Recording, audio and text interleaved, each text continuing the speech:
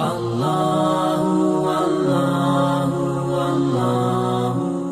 walhamdulillah wassalatu wassalamu ala sayyidil anbiya wal mursaleen. Rabbi shrah li sadri wa yassir li amri wa hlul 'uqdatan min lisani yafqahu qawli. Assalamu alaikum wa rahmatullahi wa barakatuh. How's everybody doing? Alhamdulillah, alhamdulillah. I'm really excited for tonight and tomorrow. It's hopefully going to be worth the time we invest into this. I'm personally very excited having the opportunity to discuss. Islam is always a blessing of Allah, but to be able to speak it with a particular demographic, the young professionals demographic, makes it all the more edifying because we're able to foster an atmosphere of discussion, conversation, contemplation, especially because we live in a time where education is readily available, knowledge is easily accessible. It doesn't take more than a minute or so for me to just go down a rabbit hole on any subject that I'm interested in. But to be able to do that in a coordinated manner, in a structured manner, requires a lot of patience. And oftentimes we're not willing to make the sacrifice towards that patience. And that's where true knowledge lies. If I wanted to learn about the Fiqh of Ramadan, I could technically Google it, I could check online, find a few fatwa websites, summarize them, and I could go on with it.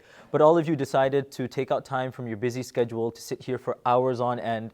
That shows dedication, and I pray that Allah subhanahu wa ta'ala accepts that dedication from all of you, and it becomes a stepping stone and a springboard towards greater accomplishments in your life, especially because we oftentimes live in this, under this illusion of knowledge, Islamic knowledge being a zero-sum game. Either I am this expert of fiqh, hadith, I'm the judge of, Yemen, or whatever the case may be. I consider myself the most qualified person on the one side. And on the other side, I think it's either that, I spent like 30 years in the deserts of Mauritania studying on top of a camel. That's one vision of being a scholar. And the other side is I know absolutely nothing. This dichotomy is something we need to get out of our minds. During the time of the Sahabah radiallahu ta'ala anhum, even they, the Sahabah, who we regard as the greatest of Allah's creation after the Anbiya alayhimu salatu wa taslim, even they had their day-to-day responsibilities and would divide their time in a way where not only were they constantly in the masjid, they would be busy with their own responsibilities. So for instance, we know about Umar radiallahu anh, he ran a particular business or farmland where he would generate some revenue and profit for his sustenance and livelihood, but he had a partner with whom he would engage in this business, which meant he wasn't always available to sit by the feet of the Prophet ﷺ and study. So what he would do is his Ansari friend, they would take turns. One day he would tend to the business, while Umar radiallahu anhu would study with the Prophet ﷺ, and then at night they would share notes. Then the next day, Umar radiallahu anhu would tend to the business when his Ansari companion would go and take notes, and then they would share their notes at nighttime. So the fact that you're here for a more sustained, focused study shows that you have that potential to take it a level further. My general words of advice, if you want to call it, or just suggestions for the demographic of young professionals, is consider the acquisition of knowledge a lifelong journey. If you're able to dedicate 1 year, 2 years, 3 years, 4 years solely for the purposes of learning, that's fine and dandy, that's great. But if you're not able to do that, don't constantly push it off to this imaginary point in your life where you're going to be absolved of all responsibilities and you're going to be financially free and you don't have to worry about anything. Seldom will that ever come. So start now by educating yourselves on topics related to Islam, and that's why I commend Ustad Amir Hamza and his team at Core Academy for the hard work that they're doing here to facilitate this, as I mentioned earlier, this atmosphere of knowledge. That is, believe it or not, going to be the new profile of a student of knowledge. You know, we often have these discussions where I'm teaching at Qalam Institute, and that is the definition of a talibul ilm, the definition of a seeker of knowledge, a student, has quickly changed without us even realizing it. The idea that a person is now going to go abroad and dedicate 15 years overseas is more the minority. What we're expecting more moving forward are young professionals such as yourselves who make it a either part-time or even full-time commitment alongside what you're already doing. And events such as this will definitely help towards achieving that goal. With that said, the topic we're going to be covering today, as you've noticed on the cover of the handbook, is the Fiqh of Ramadan, the virtues, objectives, and rulings of fasting. Before we begin, just a few caveats, some introductory points I think would help put everything into perspective. The first is, obviously, everyone is at a different level in their journey of education. Some of you may have taken courses like this already in the past. For some of you, this may be a first or second time. And I will do my best to address more of a moderate level, medium level student. But if at any point you do feel the conversation is slightly edging towards a more complex, difficult kind of side of the class, please let me know. Raise your hand and say, listen, I'm not sure what you're talking about. Can you please provide some more clarity? It's not entirely clear. This class is for you guys. It's not for me to just continue rambling and speaking. If you guys understand, alhamdulillah. If you don't understand, just raise your hand. And obviously, if it's a question, we can relegate that towards the ending of the class for longer discussion. But if something I'm mentioning is not entirely clear, feel free. The second thing is, although when you hear the Fiqh of Ramadan, Ramadan is what's meant to be drawing our attention, but the word fiqh is equal or if not greater of importance in today's class. What I mean by that is, there are 3 parts to the handbook. The first is an introduction to Islamic law, an introduction to fiqh. The second is the virtues of Ramadan. And the third is the fiqh of Ramadan. We have about 2 hours and 45 minutes, roughly 2 hours and 30 minutes, depending on how long we take our breaks. Tonight, I would like to cover at least the first part, the introduction to Islamic law, as well as part of the second section, which is the virtues of Ramadan. And then the more technical subjects, a subject of the fiqh of Ramadan, we'll be discussing it tomorrow, inshallah. The first part is slightly more, shall we say, engaging, more interactive, more of a learning experience. The third part, which we'll do, and I'll explain more about it when we get to it, the Fiqh of Ramadan, given that it is based on a very commonly studied text of fiqh known as Mukhtasarul Quduri, it may take some more energy on your part to stay focused. And so hopefully we're ready for that tomorrow. But for tonight, inshallah, we'll start off with an introduction to Islamic law. And the reason why studying an introduction to Islamic law is very important, when myself and Ustad Amir, we were talking about what to cover for this session, we had initially agreed on just the fiqh portion of it and maybe the virtues of Ramadan. But I did emphasize that generally when I get a chance and opportunity to speak to students, I prefer starting with an introduction to Islamic law, because when we do and act according to what Allah subhanahu wa ta'ala tells us, we're definitely rewarded. But having that added layer of understanding of why we do what we do, how did scholars arrive at the fiqh opinions that we practice on, what are the different levels of the fiqh opinions, all of these things are important to give us that لِيَطْمَئِنَّ قَلْبِي, as Ibrahim alayhi salam said to Allah subhanahu wa ta'ala, that I'm asking you this question after speaking to Allah. He says, just so that لِيَطْمَئِنَّ قَلْبِي, so that my heart can find some peace, so I can know a bit more. And I feel elucidating some key terms, some basic history of Islamic law will go a long way in allowing us to better appreciate fiqh. Some questions people may have is, why are there differences of opinion when it comes down to fiqh? Why do the Sahabah radiallahu ta'ala anhum view certain opinions differently? What is a madhab? What are the four madhahib? Do I have to follow a madhab? Who's a mujtahid? What is taqleed?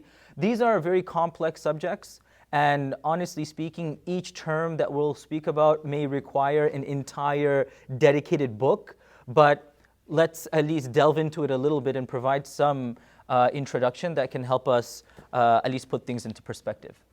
Hopefully that's clear. Is everybody with me on this, inshallah? Barakallahu feekum. Inshallah, we can we go ahead and start? All right, I'm sorry, so I get your name and I don't... Muhammad?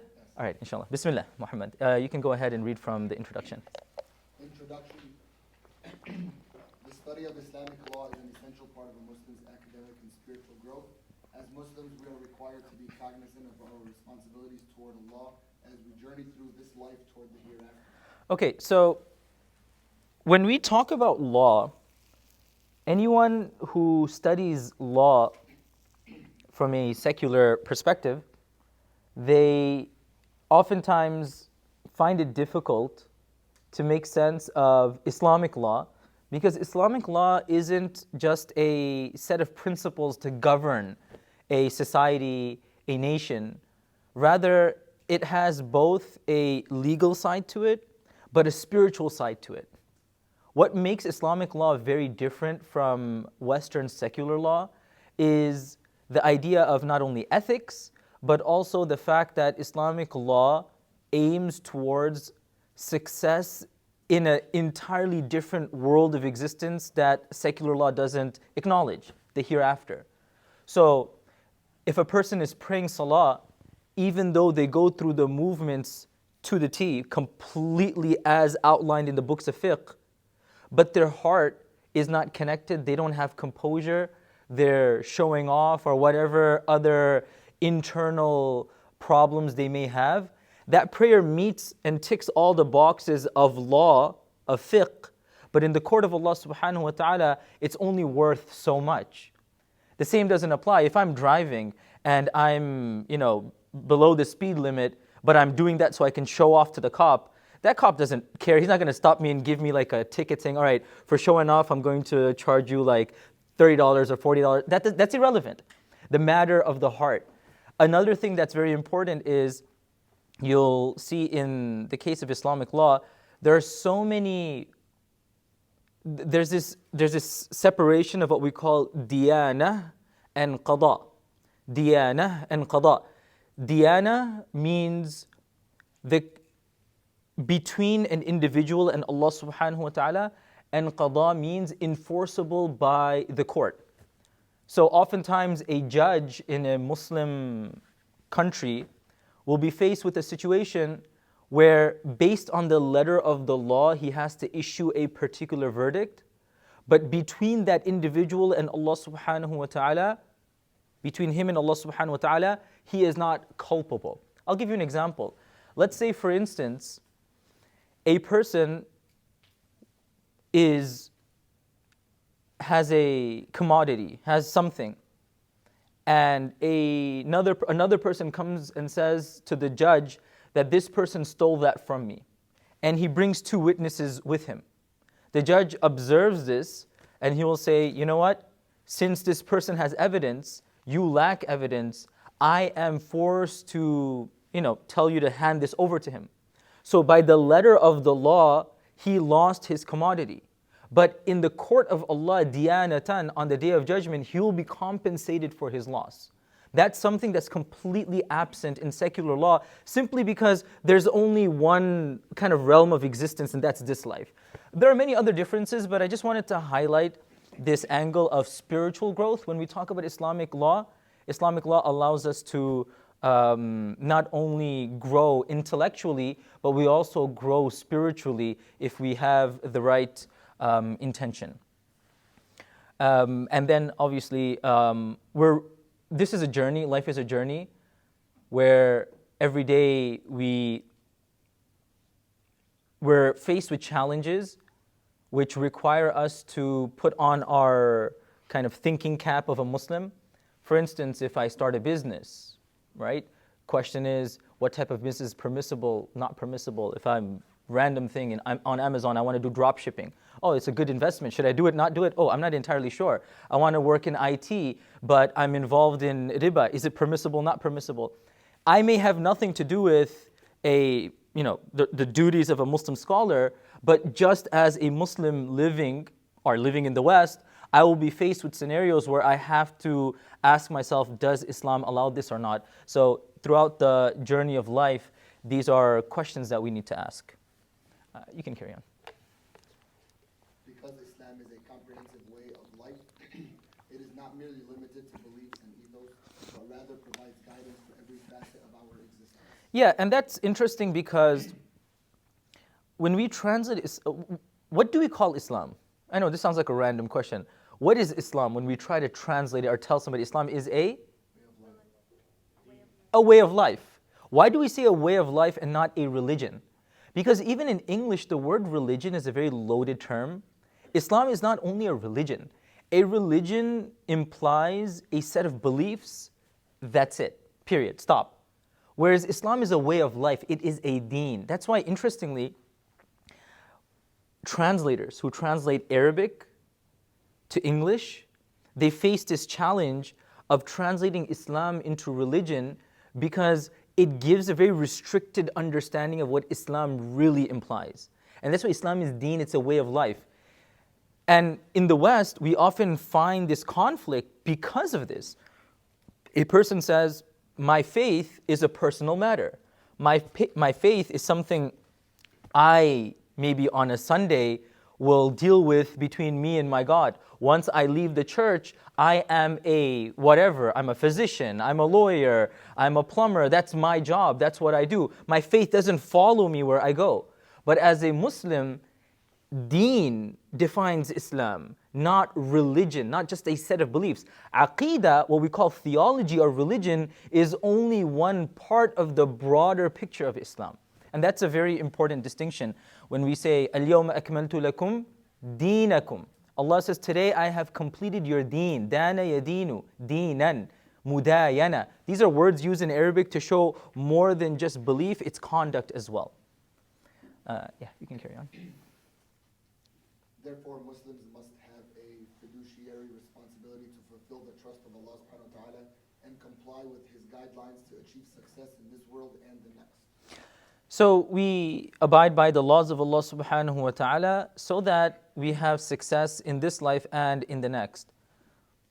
That word, achieve success in this world, we should highlight that because when we think about Ramadan, when we think about any other Islamic hukum or Islamic legal point, we often think we're doing it solely for our akhirah. Right? I'm fasting because I'm going to be rewarded in the afterlife.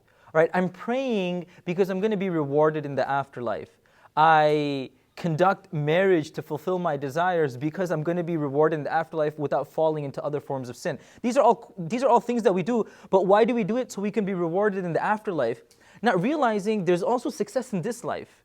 If you look at anything that we do as Muslims, there is this added component of benefit in this life. So when I pray salah, I'm getting reward, but that moment of disconnecting from my busy work schedule, even for a few moments to connect to Allah, has a lot of benefits. When I'm fasting the month of Ramadan, I'm getting my balance in the akhirah increased every moment, but there's that added component that, okay, I'm fasting, I'm more appreciative of the blessings that I have. In terms of my health, I'm going to realize, I'm going to have to cut down on my diet a bit more. When my salah when I'm praying my salah, it gives me that focus. When I go for hajj, it shows me this brotherhood and sisterhood and this unity. So when we practice on fiqh, we have benefit in this life as well as the afterlife. But let's not forget that the benefit of the afterlife always gets priority. We don't want to secularize our law. And what I mean by that is if we fixate too much on worldly benefit, we tend to overlook the purpose behind what we do. You know, subhanAllah, I remember I had a conversation with a brother in the masjid once. He was telling me, obviously, why do brothers grow their beard? We want to follow in the sunnah of Rasulullah sallallahu alaihi wasallam. That's why we do it. And one day he was speaking to me and he gave me this elaborate explanation of why, you know, if sunlight doesn't hit this part of your face, you're less, likely to get cancer, or I don't know. He was giving me this whole explanation. He's like, that's why we grow beards. And I said, hold your horses there. That is not why we're doing it. 5 years down the line, when somebody realizes this is like pseudoscience and it's just not true, were you just going to leave out the practice of Islam? Right? There's so many things like that. We do them and we give this explanation. And again, there are many topics like this, right? And I don't mean to be controversial or sensitive when I say this, but just so that we can have a conversation. And it's a much lengthier topic, but like for instance, why do I wear the hijab? Am I wearing a hijab because I feel empowered, or am I wearing a hijab because this is what Allah subhanahu wa ta'ala wants from me, and that desire of Allah being fulfilled makes me feel empowered? There's a subtle difference between the two. One is I do it because I choose to do it versus I do it because my Creator chooses it, and fulfilling what He commands me gives me a sense of empowerment. Now I'm able to frame my entire action around Allah's desires, not a very individualistic set of desires. It could be the exact same thing. I feel empowerment. But why do I feel empowered? Do I feel empowered because I did something without anybody else's authority? Or do I feel empowered because I'm able to do what my Creator wants me to do? When I go and I pray salah, somebody will come to me and say, hey man, you got work. Why are you being such an extremist? Oh no, you know what, it gives me a few moments to relax and I feel disconnected from all the craziness of work. No, that's a byproduct. But the reason why I do it is because Allah subhanahu wa ta'ala commanded me. Allah has sustained me. Allah has blessed me with so much.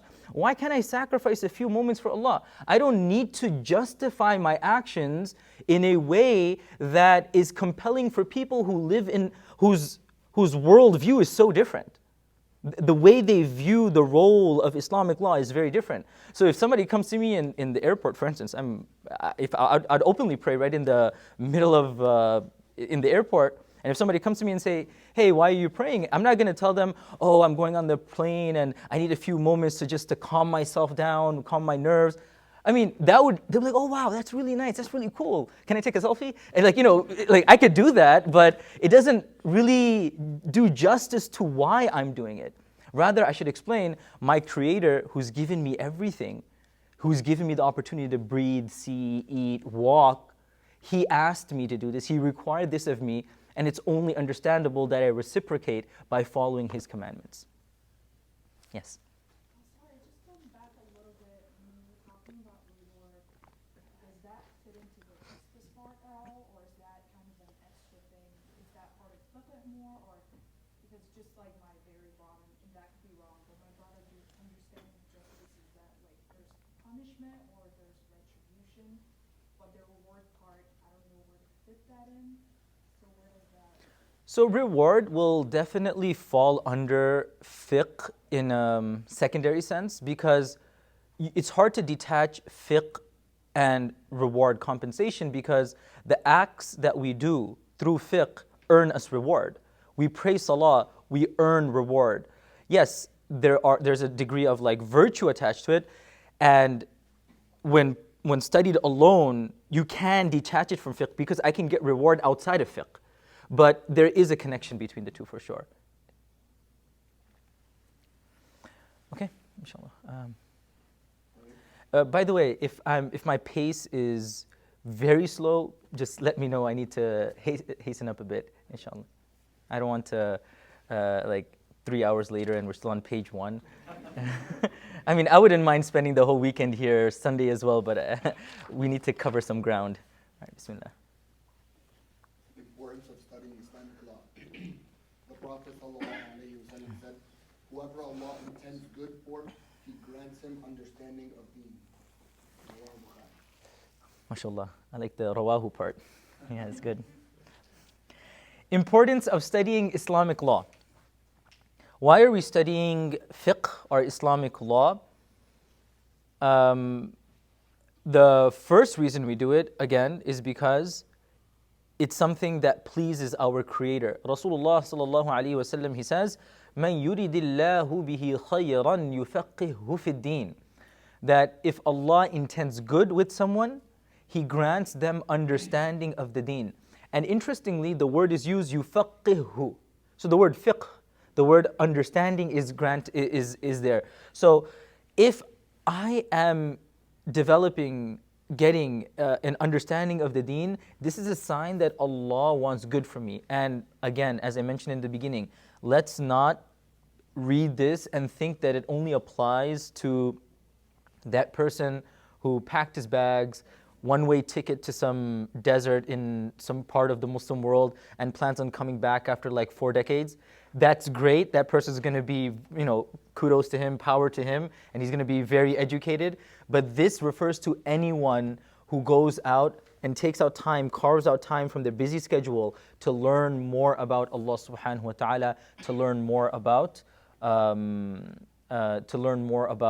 Islam in general.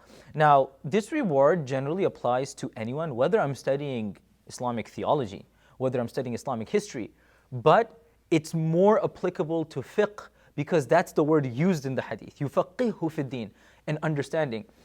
And we'll touch on this when we define fiqh in the next section, inshallah. Key terms, number 1 is fiqh. Okay, so let's start with some key terms that will be thrown around quite frequently in this course. The first is fiqh. The word fiqh comes from the root letters fa, qaf, and ha. Faqha yafquhu, or yafqahu, you can say both, which has two dictionary usages. In general Islamic discourse, whenever a term is mentioned, they like to define it in 2 ways. One is what we call lughatan, and the second is istilahan. One is defining something based on the dictionary usage of it, and the second is istilahan, the technical usage of it. Both are important, but you'll notice as we define these terms, I begin with a lughawi, a dictionary definition, and then we move on to the technical usage of it. So the word faqha, a less relevant usage is, they say opening, an opening. Fiqh means to open something. And the way this is connected to Islamic law is when you study something, it's as though your mind is being open to vistas and areas that you were unaware of in the past. So faqha can mean to open. But the more common usage is faqha means to understand. Yafqahun. Allah subhanahu wa ta'ala actually uses this word in the Quran in reference to understanding. Yafqahun means ya'lamun, they understand, they know. So when Allah says yafqahun, He's not saying, oh, they do not have or they do have understanding of fiqh in the technical usage. In the technical usage, fiqh refers to, very technically speaking, the practice of deducing specifics of Islamic law from the primary sources. The act of deducing specifics of Islamic law from the primary sources. Fiqh is the outcome of a process. Fiqh isn't necessarily the process itself. Usulul fiqh is a process. I've heard from Ustad Amir that y'all covered, I can't use y'all here too often, right? Is that a very Texan thing? I'm from New York originally, so even for me, it's like really weird saying that, but it's very convenient. You're trying to, okay, y'all. I feel like a cowboy when I say y'all. It doesn't, okay. Anyways, you all. That even sounds weirder. All right. I'm assuming you studied usul al-fiqh. So usul al-fiqh is the process. Usul al-fiqh refers to tools used to derive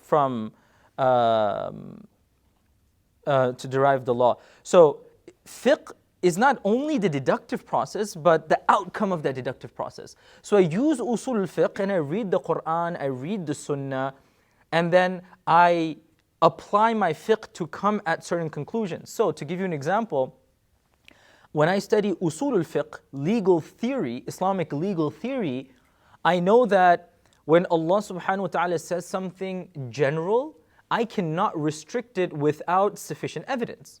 Now, that's a principle of usul al-fiqh. Then I read the verse in Surah Al-Ma'idah, يَا أَيُّهَا الَّذِينَ آمَنُوا إِذَا قُمْتُمْ إِلَى الصَّلَاةِ فَاغْسِلُوا وُجُوهَكُمْ. O you who believe, when it's time for prayer, make wudu. Now I'll read that, I'll take that principle that I've learned from usul al-fiqh and extrapolate the necessity of wudu. That is fiqh. That is what fiqh means in the technical sense. It's a process, and then it refers to whatever outcome you have from that process. And you'll hear terms also used like a faqih. A faqih means a person who has an understanding of fiqh. The next term is madhab. The next term is madhab. Madhab refers to a school of law. What is meant by a school of law?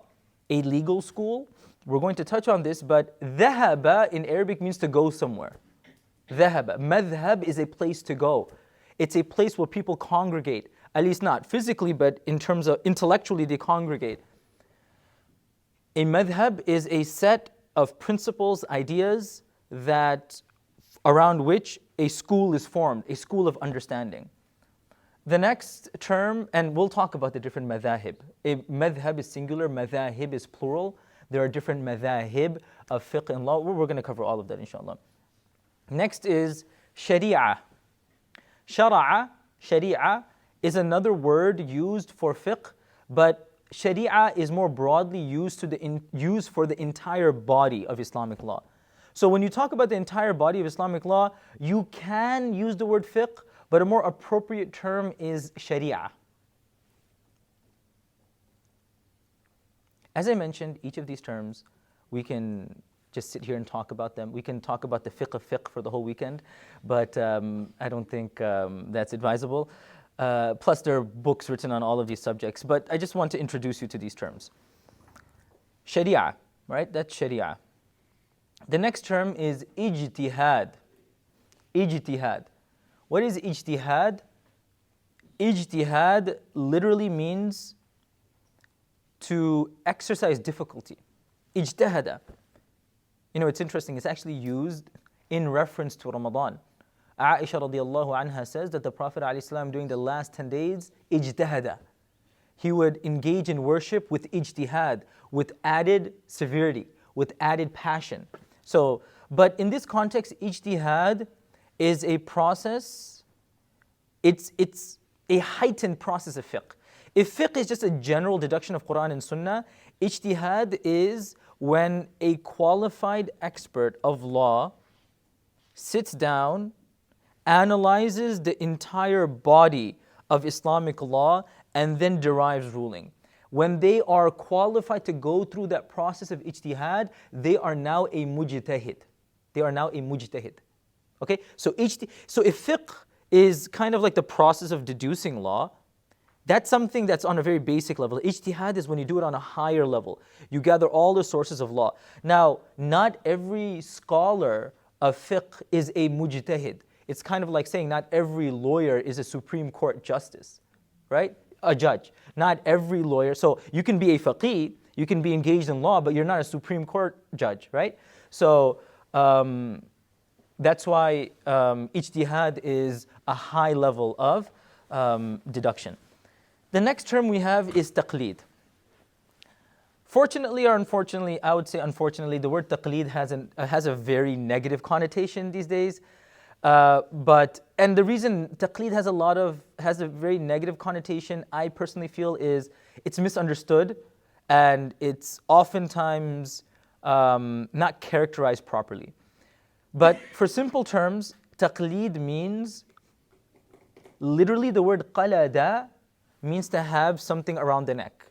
Taqleed means to follow somebody. To follow somebody.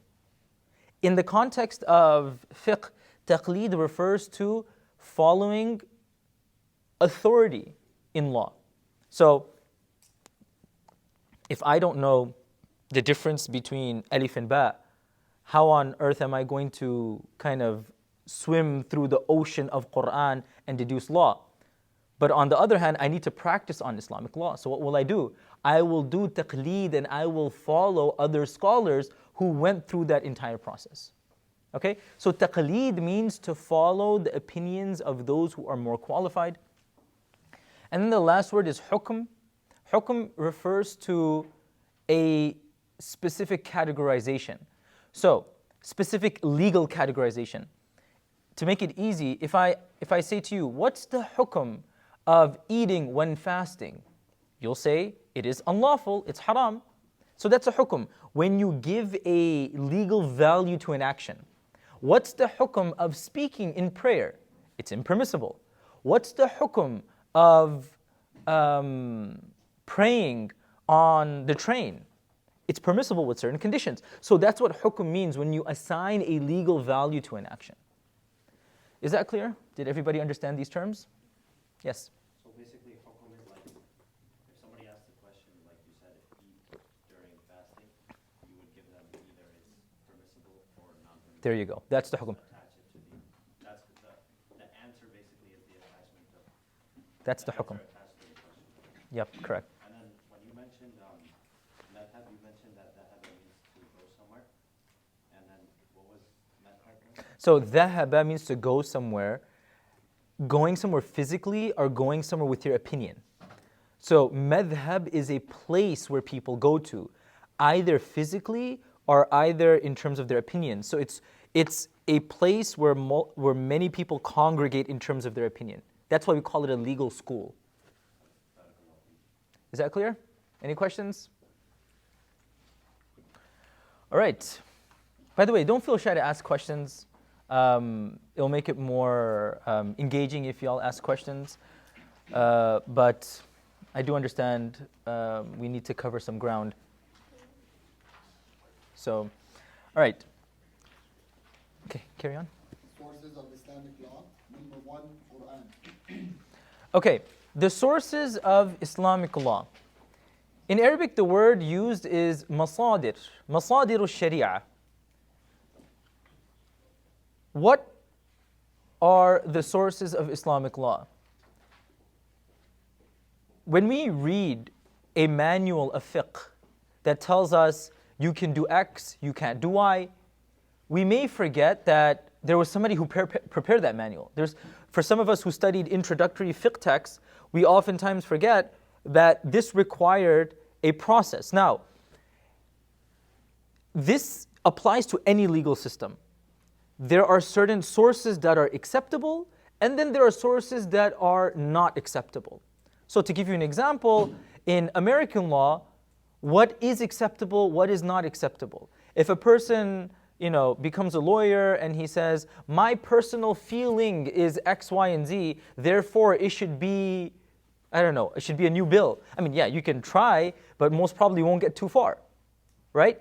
So there are certain things that are considered legitimate and certain things not considered legitimate. For instance, if I'm, from an Islamic perspective, custom, right? What if the custom in my town is to do X, Y, and Z? Does that make it permissible or impermissible? So we have to understand. So to make a basic division of the sources of law, we have primary sources and we have secondary sources. We have primary sources and secondary sources. Primary sources are those sources that are undisputed. There's no debate on their strength, their efficacy. Is very straightforward. But that's the primary sources. Then you have secondary sources. What are secondary sources? Those secondary considerations that may not necessarily be scriptural in nature, but they definitely hold weight for the functioning of any society. Now, what does that mean? I'll just give you one example right now, and before we go through each of them. Quran is seen as a primary source because it's scriptural. It's revelation from Allah subhanahu wa ta'ala. But urf, custom, is a secondary source of legislation. So, like a very good example oftentimes used is certain types of transactions. Let's say, for instance, Islamic law says any form of uncertainty renders a sale null. So if I'm coming to you and I say, I want to buy your laptop, how much are you going to buy it for? I'm going to give you a certain amount. Now, that's a meaningless statement. That sale can never go through because a certain amount doesn't mean anything. I have to specify it, right? Or if I come to your restaurant, to make it more clear, come to your restaurant and I say, listen, I want to buy some food. And I'm like, here's $10. And you're like, I'll give you some food. Now, what does that mean? It can refer to literally one French fry, or it can refer to an entire plate of food. Some can mean anything. Now, Islamically, that should not be permissible. But what if I go for a buffet? How much am I eating? I'm not entirely sure. Am I eating a lot? Am I eating a small amount? So now, because the custom in many places is eating at a buffet is perfectly fine, that uncertainty that would have been impermissible is now perfectly fine because of the secondary principle of urf, of custom. All right? So that's just an example of the difference between something scriptural and something considered secondary. So what are the primary sources that we have? The first source is, without doubt, the Quran. The Quran. Now,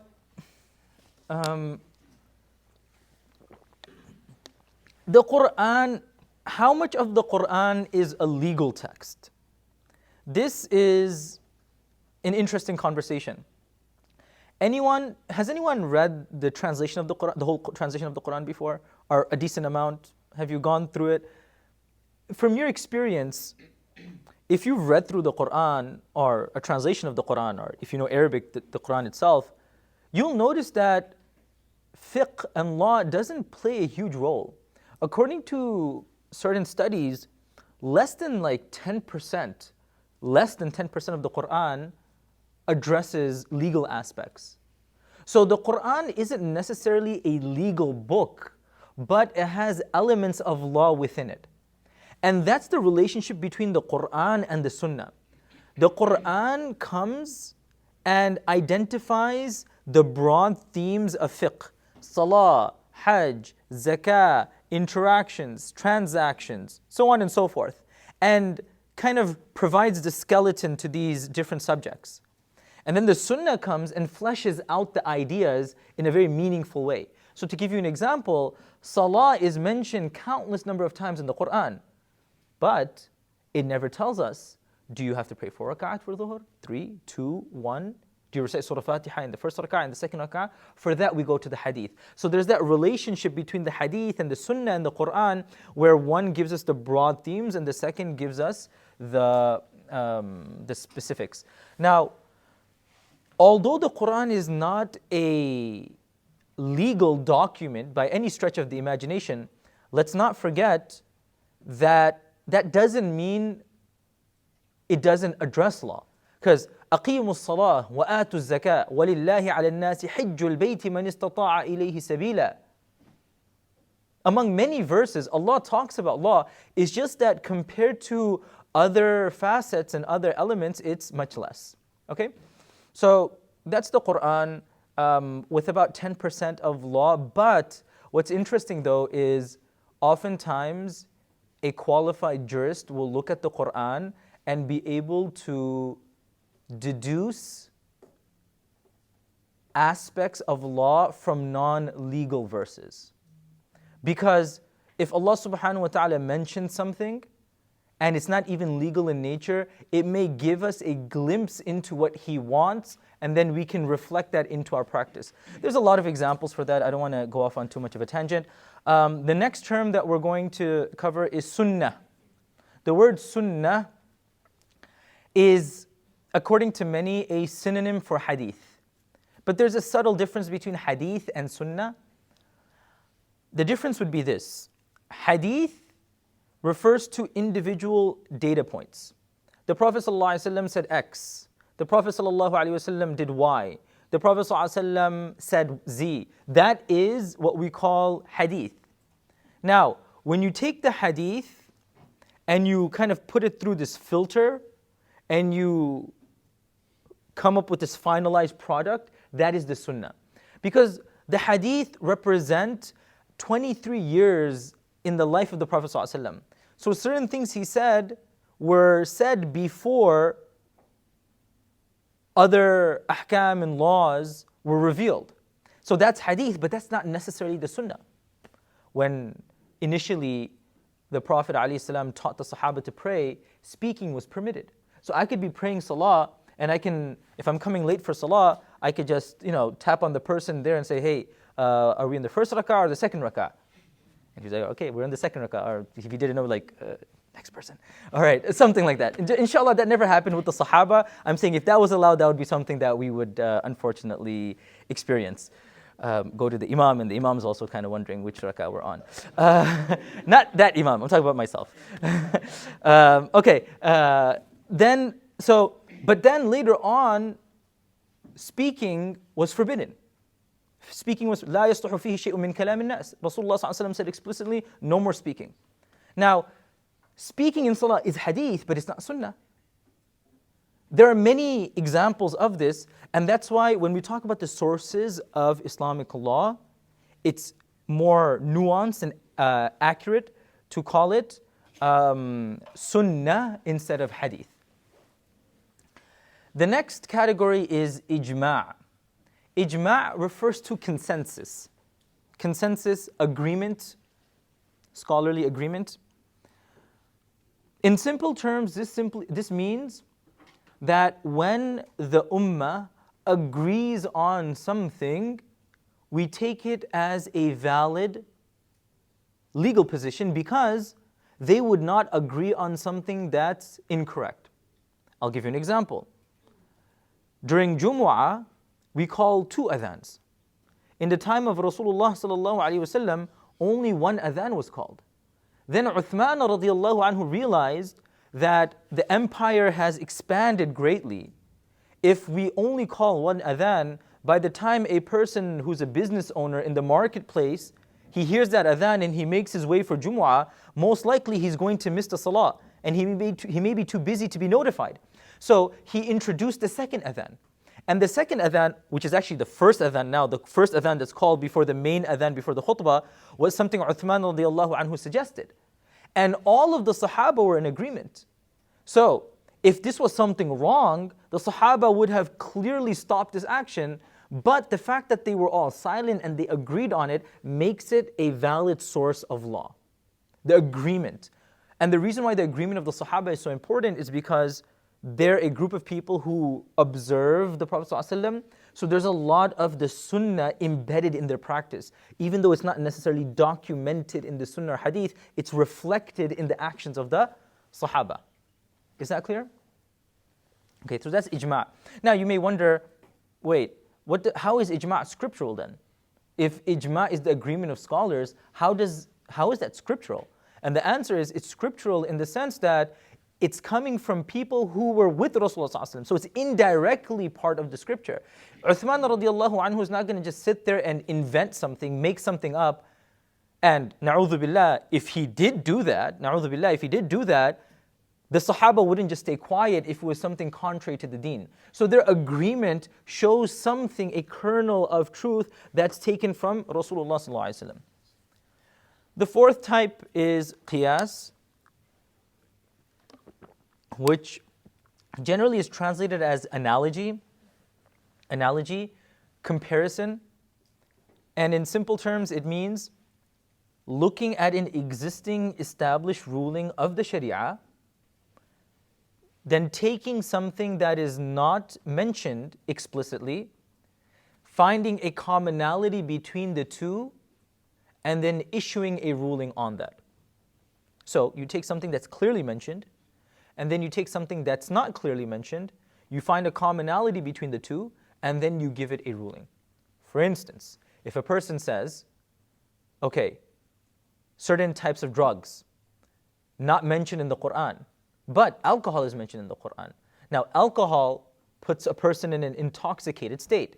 Now, when I look at intoxication as the cause for the impermissibility of alcohol, then anything else that will meet that requirement will share that exact same ruling. Right? That's qiyas, that process of comparison. And given that only so much of day-to-day actions could have been addressed by the Prophet ﷺ, a scholar needs to sit down and see what's mentioned, what's not mentioned, and how strong the correlation between the two is. That kind of sums up the primary sources. Then we have the secondary sources. Secondary sources, I give there are three examples over here. One is called istihsan. Another is called saddu dhara'i'. And the third is called maslaha mursala. You don't have to remember the exact Arabic terms as long as you understand the concepts. Istihsan basically means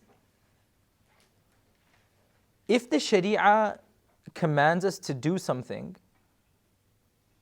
but there is a strong consideration to override that ruling, we can do so. There are examples of this, right? And it also, that's one definition of istihsan. So I'll give you an example of that is, there are certain types of farming that the Prophet ﷺ clearly forbade. He said, you're not allowed to farm in X, Y, and Z format. I don't want to get into specifics, but it had to do with the way the farmers were being paid by the landowners, or the way the farmers paid the landowners. So if there's a land and I borrow that land from you so I can farm and make money off of it, the way I pay will obviously be permissible or impermissible. There's a certain type of transaction that was deemed impermissible. Now, the Muslims, as the Islamic Empire started expanding, they said, no, the customs are just a necessity of the time would demand that we allow such things because the Prophet ﷺ said this in a very specific context. That context no longer applies.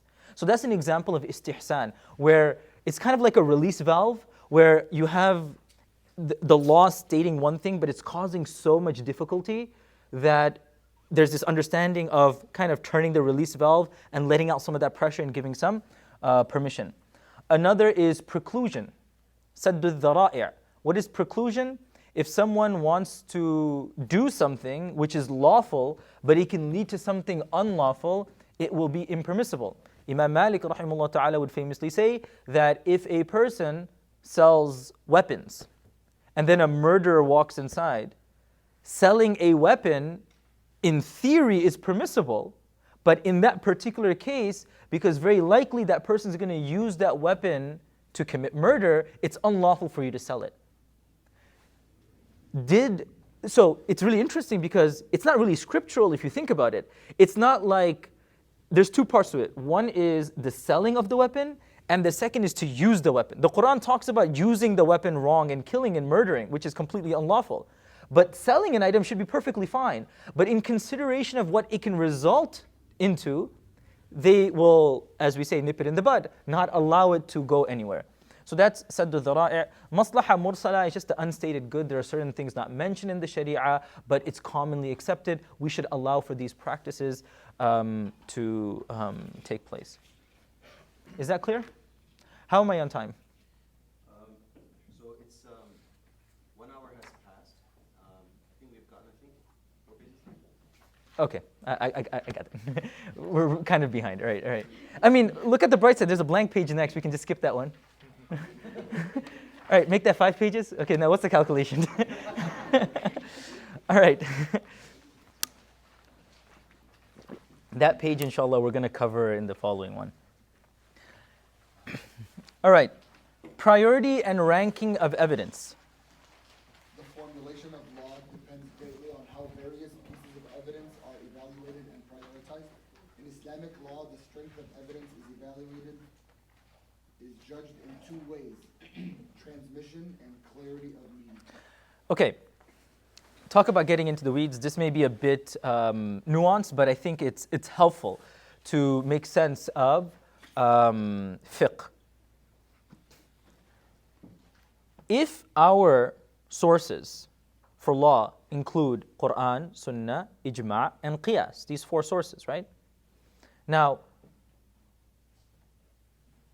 not everything is of the same strength. Not everything is of the same level of clarity. So, not everything holds the same amount of weight. So, what I need to do if I'm an expert scholar is to sit down and not only determine the evidence, then I need to prioritize the evidence. Look at the weight of the evidence. Therefore, a hadith that is weak may be evidence, but in the face of an explicit verse of the Quran, it's going to be ranked very differently. And when we look at this ranking system, there are two sides to it. There's two dimensions. One is what we call thubut, and the second is called dalala. Thubut and dalala. What is thubut?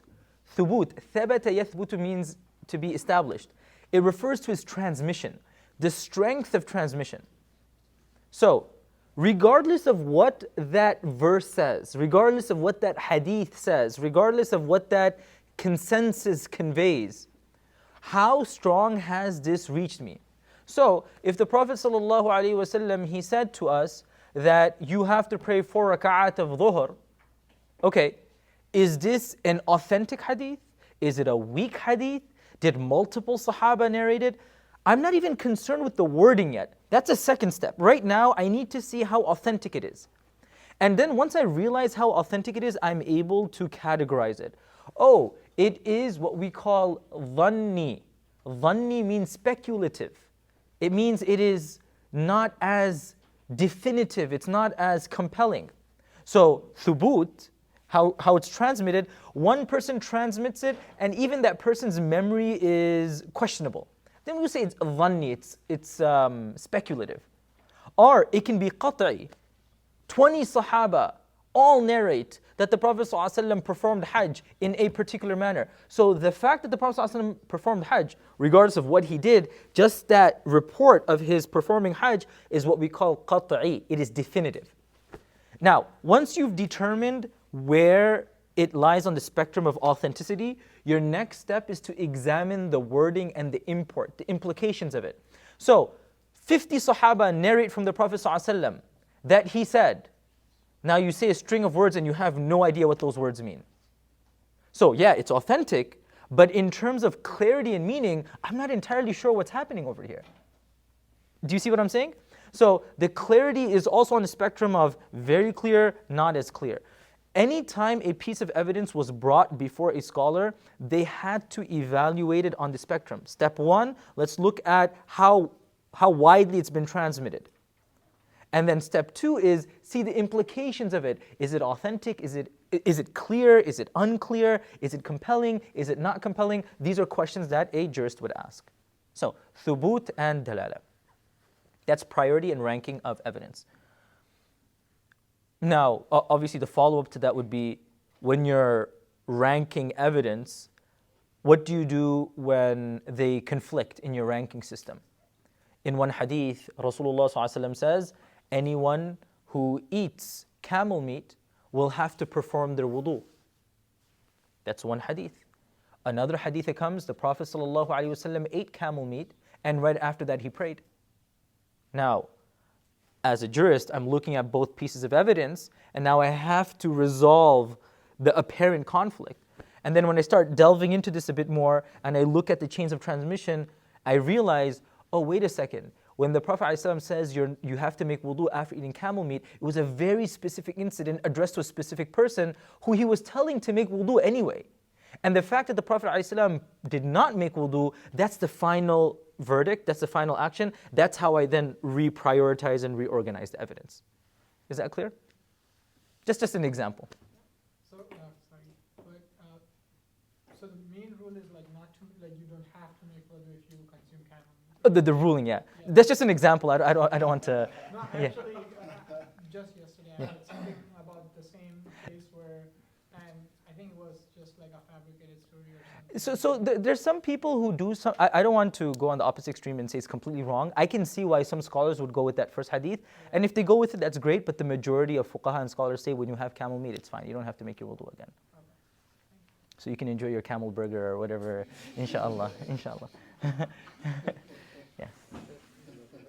That process of like weighing between the two evidences, what is the term for that? Do you mean just weighing each piece of evidence or comparison? Comparing. Comparison is called ta'arud, and we actually have a section on that. The word that they use is called hallu ta'arud. We'll talk about that inshallah. So for hadith, why would it be considered a primary source if there's differing degrees of strength? The basis of something being primary is whether it's scriptural in nature or not. Is it considered revelation? Whether there's different degree, it could be a primary source, but a very weak primary source. But because it's still rooted in revelation, it's considered a primary source. Yes. So just to clarify, can you give like another example of something of dozen versus qat'i? So like your camel example would be like a merino is considered. Well, if it was authentic, it could be qat'i. If it is clear, it is still qat'i.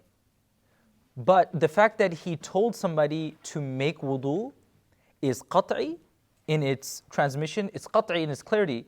But also the one that said that he didn't make wudu is equally qat'i in its transmission, equally qat'i in its dalala, in its clarity. Now when the two are put together, I have to prioritize one over the other. There are multiple examples of this. Take another example, for instance, in prayer. Does a person recite Surah Al-Fatiha behind the Imam, or does he not recite Surah Al-Fatiha? Some hadith suggest that you have to pray. Others hadith suggest you do not pray. So now a scholar is going to sit down, roll up his sleeves and figure out, how do I prioritize all of this evidence over here? And it's not a simple process, but we have to understand this is a natural outcome of any legal system that allows for there's just so many moving parts. There's hadith, there's Quran, there's a verdict of the Sahabah, there's a practice of the Sahabah, there's what the language suggests. Putting that all together, scholars will definitely come at different rulings. I should have mentioned this in the beginning and I somewhat forgot, and that is Islamic law from a very broad perspective is divided into usul and furu'. Usul refers to its fundamental laws. There is no disagreement in the fundamental laws of Islam. The fact that there is something called salah, there is something called hajj, the fact that tawaf is a thing, that zakah is 2.5% of your wealth. The fundamentals of our faith, there's no dispute about those things. The dispute comes in the secondary details, not the actions themselves. How do you flesh out those actions? So oftentimes some people say, wait a second, Islam is supposed to be clear, straightforward. Why is there all this disagreement? Well, you need to take a step back and realize where the disagreement lies. The disagreement isn't, do we worship one God or do we worship three gods? Do we worship, is the Prophet ﷺ a human or is he an angel? Is the Quran, 114 surahs or is it 10 surahs? These aren't debates that we have. There is no faith, there's no civilization that can boast even the usul that we have, the protection, the preservation of our usul, there's no civilization, there's no faith on par with that. The disagreement comes in very secondary details, which in the end of the day, regardless of which way you go, you will be rewarded in the court of Allah subhanahu wa ta'ala. All right, now, classification of rulings. All Islamic rulings and injunctions can be classified into 5 broad categories. Obligatory or fard. Okay. Anything a person does from the angle of fiqh, anything that a person does from the angle of fiqh will fall under one of the following 5 categories. Now, some of these categories are further divided into like subcategories, and we'll touch on those in a bit. But the basic 5, you can say categorizations are as follows. Fard, mustahab, mubah, makruh, and haram. These are the 5. Now, this is something all the schools of Islamic law, they agree on, but when you further divide them, there seems to be somewhat of a disagreement. So for instance, what is fard? Fard means something that is mandatory. I have to do it. If I do not do it, I am sinful. If I do it, I will be rewarded. Now, this component of being sinful for not doing it is what characterizes and differentiates a fard from something that's recommended. So, if I do not pray my sunnah before my dhuhr prayer, I am not sinful. But if I don't pray the dhuhr prayer itself, I am sinful. So that's an example of fard versus sunnah, the component of being held accountable. Now, is fard one broad category, or can I subdivide it? So some scholars, particularly scholars of the Hanafi school, they say, you know what, when you look at all of the different rulings in Islam, it seems like fard can be subdivided. In which way? It will be fard, kind of like major fard and minor fard. Major fard is what we call fard, and minor fard is known as wajib. Why is the word wajib kind of separated by these scholars? It goes back to the priority and ranking of evidence that we covered. You know how we said you have thubut, its transmission, and you have its clarity? What do you do when the transmission is very, very strong, but the clarity of it is a bit ambiguous? Or the reverse, the clarity is very strong, but the transmission is slightly ambiguous.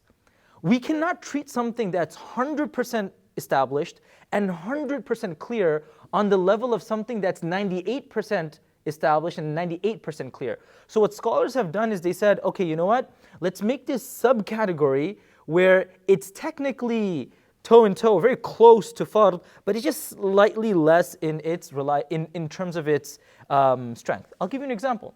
Take witr prayer. The witr prayer, if you look at all of the evidences regarding it, it's very, very clear. Nabi sallallahu alaihi wasallam talked about having to pray witr. He talks about the rewards of witr. You look at the Sahabah praying it. So in terms of its clarity and import, it's very strong. But its transmission, the number of people who speak about it, is not on the same level as the number of people who talk about dhuhr salah. But it's more than the number of people who talk about the sunnah of dhuhr. So if I relegate it to the level of the sunnah, then that's an injustice to it. But if I make it a fard, that's unfair to the fard. So you need to figure out this middle space, which is known as wajib. Yeah. So would you say that not praying witr could potentially be sinful or not? If you put it as a subcategory of fard, leaving it out multiple times without any excuse is incorrect, inappropriate. But as I mentioned, because some scholars will look at the same evidence and say, you know what, yes, there's a lot of people transmitting it.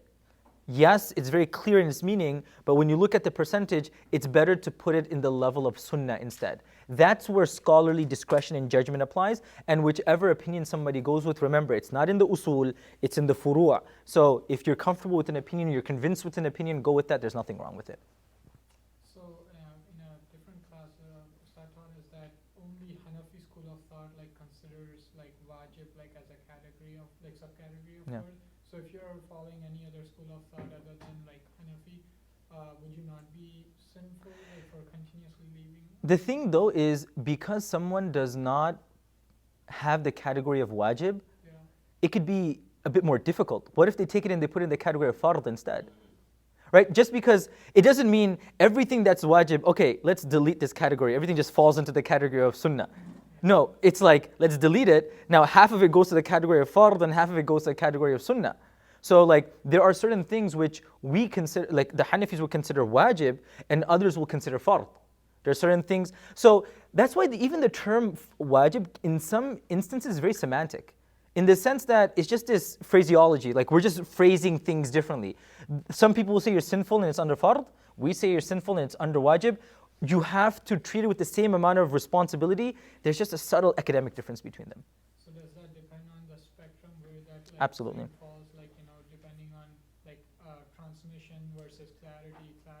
Absolutely, absolutely. It's a spectrum, Yeah. not It's not a yes or no. Yes, it is. No, it's yeah. And again, I keep repeating this. These things fall under the secondary points of Islamic law. So if a person, whichever position you go with, alhamdulillah, just be consistent and make sure you're not following your own desires, trying to find the easy way out, then inshallah that's perfectly fine. So fard, the potential subcategory is wajib. Then you have recommended. Recommended is either mustahab, some would say it is called sunnah. Recommended, mustahab, or sunnah.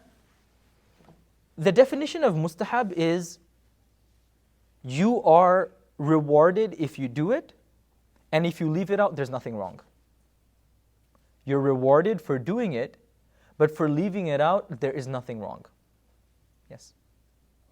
Correct me if I'm wrong, but I believe I heard that if you're purposefully leaving it out, then you could potentially be sinful in that. Is that correct? Like not praying sunnah because I don't sure. follow the sunnah of the Prophet or whatever Yeah. could potentially be sinful. So yes, and I'm about to get into that because even when we say something's recommended, it kind of falls on a spectrum.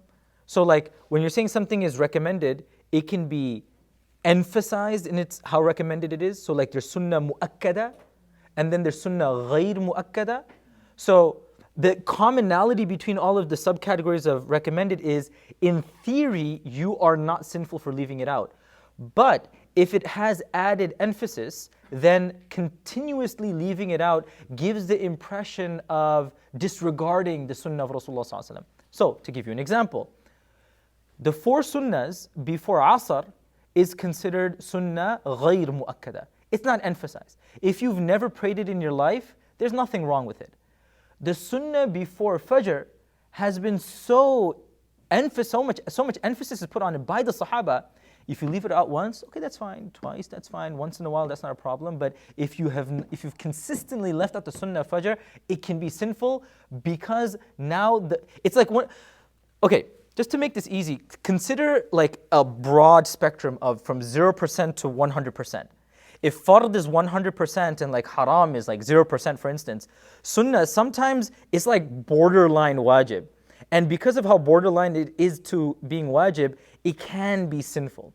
But then there are other types of things that fall under mustahab that's like borderline just permissible, right?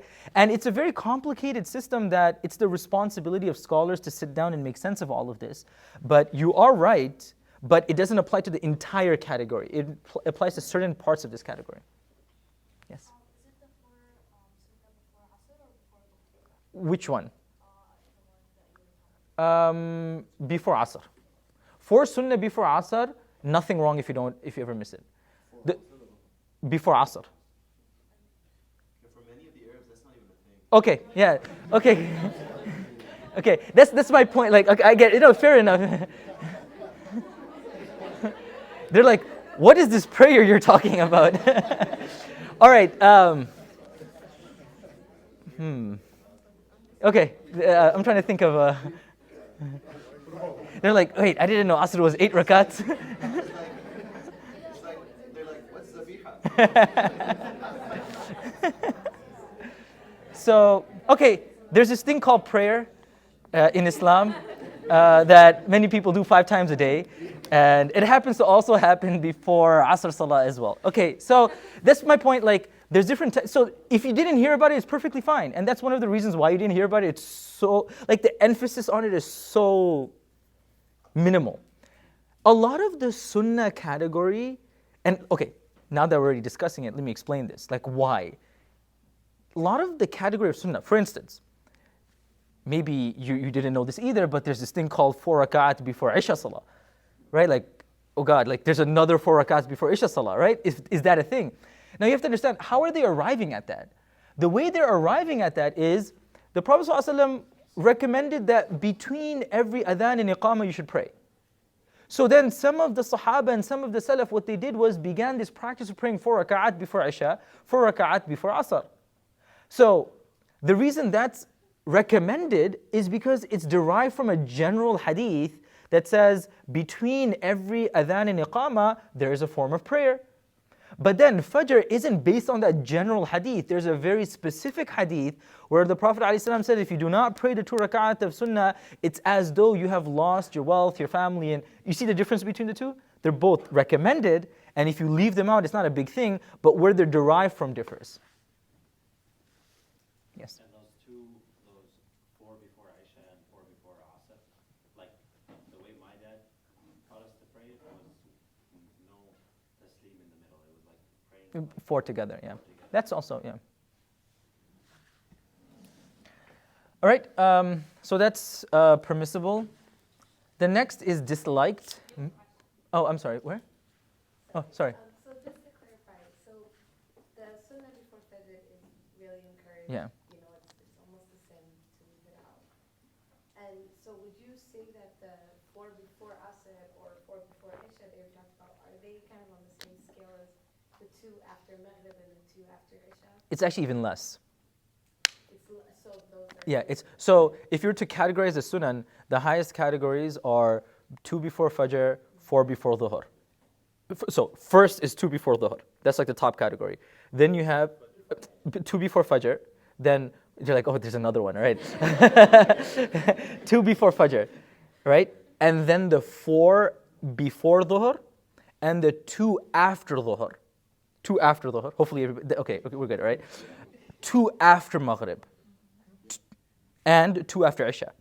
It goes like in that category. First is the Fajr. Fajr, the first 2 rak'at before Fajr is the most emphasized, more important than all of them. Then the second category is before Dhuhr, 2 after Dhuhr, all of that. Then the final category is something which, honestly, if you've never done it, there's nothing wrong with it because it's derived from generalities, refers to the 4 before Asr and the 4 before Isha. Yes? The 4 before Dhuhr and the 2 after Dhuhr, they are both like at the same level. They're at the same level, yeah. Yeah. So you're saying that like the 4 before Asr and 4 before Isha, they derive from generality, just like in general it's good to pray between Adhan and Iqamah, but then the others, they're specifically mentioned like this is the sunnah you pray. Yeah. The only difference is it's not only generalities. Based on the generalities, some scholars have prayed as well. So there's that added component of scholars praying at that time. Okay. The next is disliked. After this page, can we take a 5-minute break? Sure.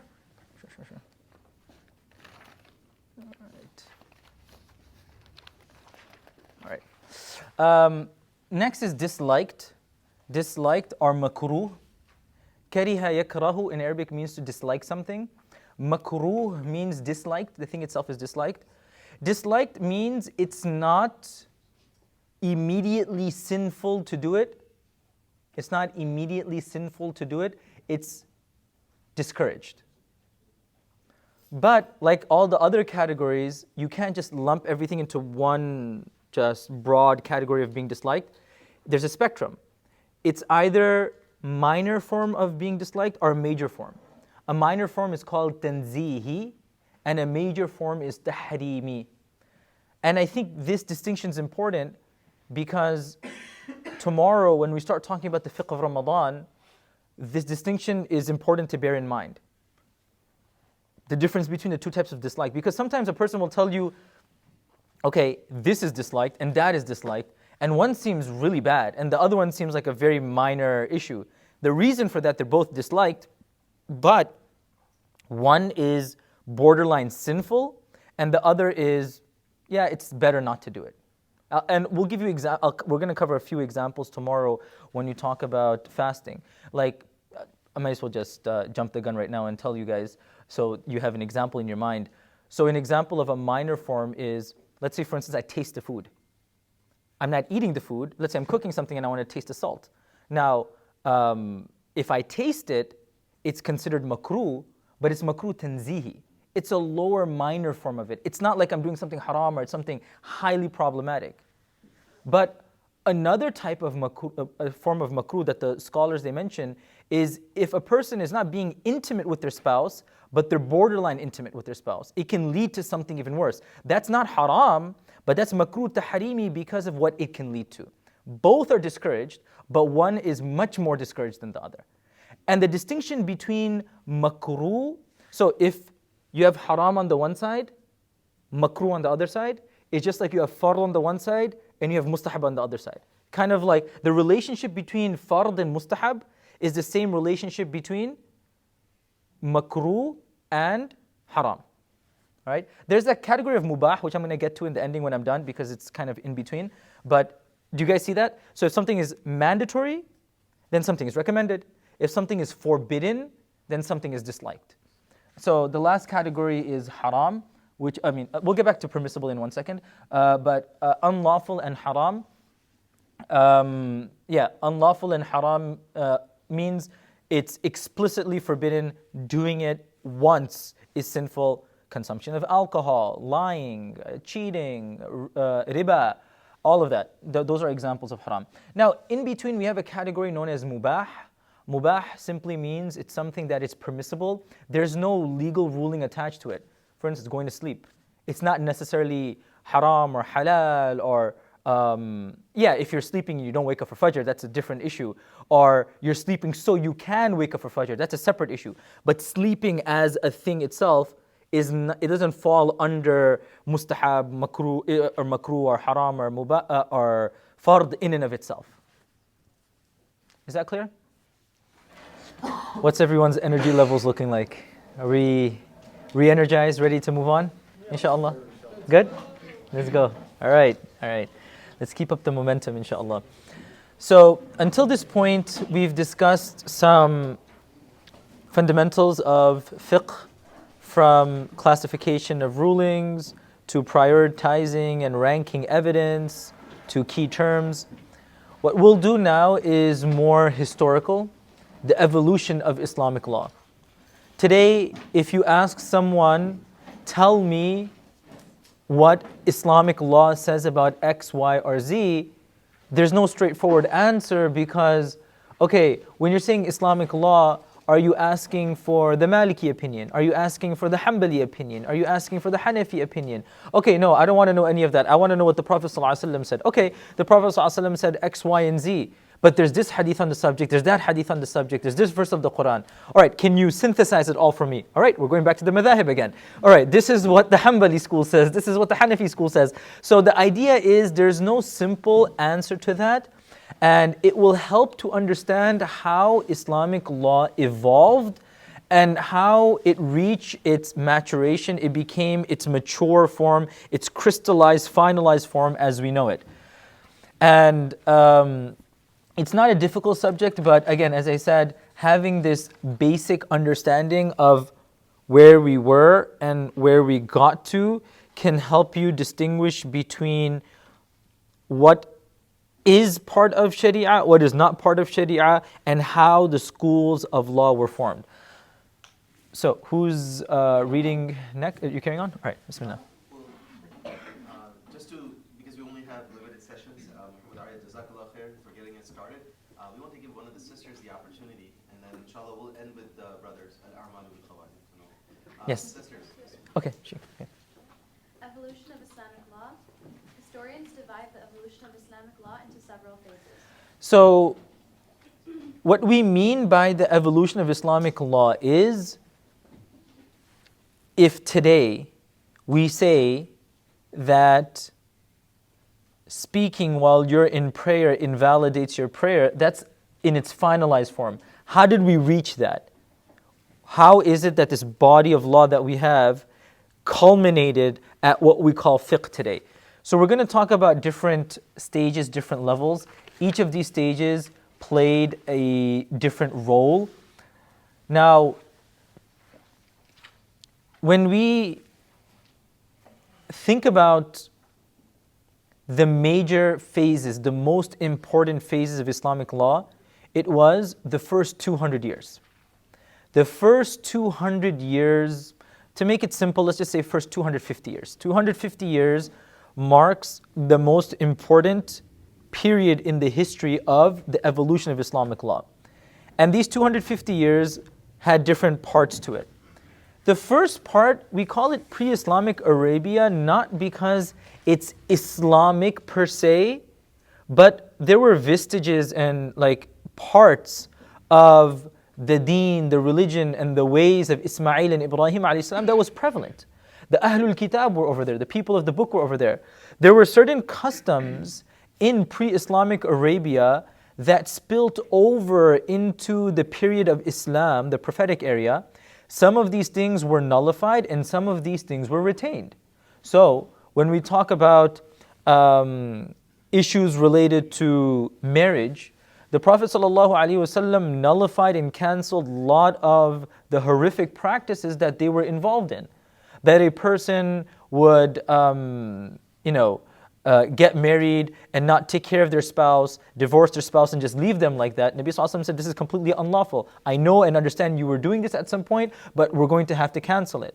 But then there were other things that they used to do that remained. For instance, making tawaf of the Kaaba.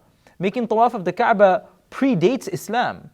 Now, we use pre-Islamic Arabia just because that's, in terms of proximity, very close to Prophet ﷺ, but this applies to all forms of the Sharia before Islam. Some of these things remain, some of these things don't remain. For instance, we talk about belief in Allah, we talk about belief in the Injil, at least the unadulterated version of it, belief in the concept of a Dajjal, the fact that there's a place of worship. These general fundamentals were always existing over there. But pre-Islamic Arabia is very central because that's the context in which Rasulullah ﷺ was sent. This is very important for us to understand because oftentimes people say, how are you claiming Islam is a universal religion when there's so many specific elements to Arabian society? How are you claiming that Islam is universal when there are so many elements of Arabian society found in there? So for instance, you talk about a concept known as dhihar. What is the concept of dhihar? It was a form of a divorce that in pre-Islamic Arabia, a person would issue to his spouse using some really odd verbiage. Now that's part of Islam. So how is Islam universal? Or for instance, there's certain types of dress codes. Oh, how is Islam universal? They used to do this before. Now the problem is, you have to understand, in the end of the day, Rasulullah ﷺ and the Sahabah, they were human beings. They lived in a society. They had to function according to their society. They had to live according to certain standards. You can't just come, operate in a vacuum and say there's this universal law that, okay, the Rasulullah ﷺ is going to start talking about like cryptocurrency. Like, okay, it's not relevant to you guys. In some time, there's going to be this thing called cryptocurrency, and don't worry about it. You guys just continue transmitting it for a few hundred years. After 1,000 years, some really smart genius kid is going to figure out how to use it, and then he's going to become, successful. That's not how it works. There was a society in which Rasulullah ﷺ worked in. Now, once he had these practices, we have to understand some things that are Arabic in nature are actually universal. I heard this one Islamophobe, he was criticizing Islam and he's just like, why, I can't believe why Muslims talk so much about paradise. Don't you see how specific it is to Arabian kind of imagination? That you have palm trees and you have cool water and then you have comfortable cushions. I said, I don't see what's so specific about that. Like whether you're from China, whether you're from Africa, whether you're from India, these are human universals that everybody enjoys, right? So, but then admittedly there are things that are very specific to Arabian culture, but that was a necessity. Now, if they're no longer applicable, perfectly fine. The fuqaha, the scholars have said on many occasions, the Prophet ﷺ did X, Y, and Z so that he can wean his community off their previous culture. Then you would say he did X, Y, and Z, and that particular practice remains because it is universal. Is that clear? That's why we study pre-Islamic Arabia, because it goes through the filter of the prophetic lifestyle. At any rate, the second era, and for all intents and purposes, this is the first era, the prophetic era, when Quran was revealed. It was at this time where you had two phases, the Meccan phase and the Medinan phase. In the Meccan phase, meaning from the time of Nubuwah until about 13 years, the focus for the vast majority of things related to theology, belief. Belief in the akhirah, belief in the afterlife, belief in the tawheed of Allah, avoiding shirk. That was the focus. Yes, there were some ahkam, some laws, but not that much. In the prophetic phase, once the migration to Medina happens, that's when successively laws are now coming in. How to fast, that happens in fasting in Ramadan, comes in the Medinan phase. The laws pertaining to marriage, the laws pertaining to the specifics of inheritance, all of these things were revealed in the Medinan phase. And at this time it was very easy. If anybody had a question, what do we do? Perfect. Go to the Prophet ﷺ. He would either give us an answer or he would wait for revelation and then give us an answer. But given that this time frame was only, for if you think about it, 10 years. You had 10 years in the Medinan phase. There's only so much that he sallallahu alaihi wasallam could cover. There's only so much that he could talk about. So when he passed away, subhanallah, one of the sahabiyat, when she was approached by Abu Bakr and Umar radiallahu an, she began crying. And the Sahaba, they said to her, comforting her, she was an elderly Sahabiya, they comforted her by saying, don't you know that the Prophet ﷺ is in a better place right now? Why are you crying for him? He said, listen, I'm not crying for him and I know he's in a much better place, but what breaks my heart is when he was alive, if we ever needed some clarity, we just go to him. Now we're kind of, not necessarily left to our own devices, but there's more effort put into it. The doors of revelation are now shut and closed. So during the prophetic era, a lot of Islamic law, a lot of fiqh was already developed, but you have to understand, as many people there are, as many experiences there are, that's how many points of law there are going to be. Islamic law can never be boxed because what we're doing today, people may have not done it in the past. Fast forward 10 years, people are going to do things. So what the Prophet ﷺ did was he provided us with the general broad line principles, and then the fuqaha and the scholars of the next generation, they put those into practice. The next header is kind of just a repetition of the previous one, just so that somebody doesn't get lost. But the third phase is known as the era of the companions. This is crucial in understanding the evolution of Islamic law. This phase, this third phase, is very crucial. Why? Once the Messenger of Allah alayhi salam passes away, the Sahaba, they don't remain in Mecca and Medina their entire lives. The vast majority of Sahaba left Medina. The vast majority of Sahaba, they traveled to different regions.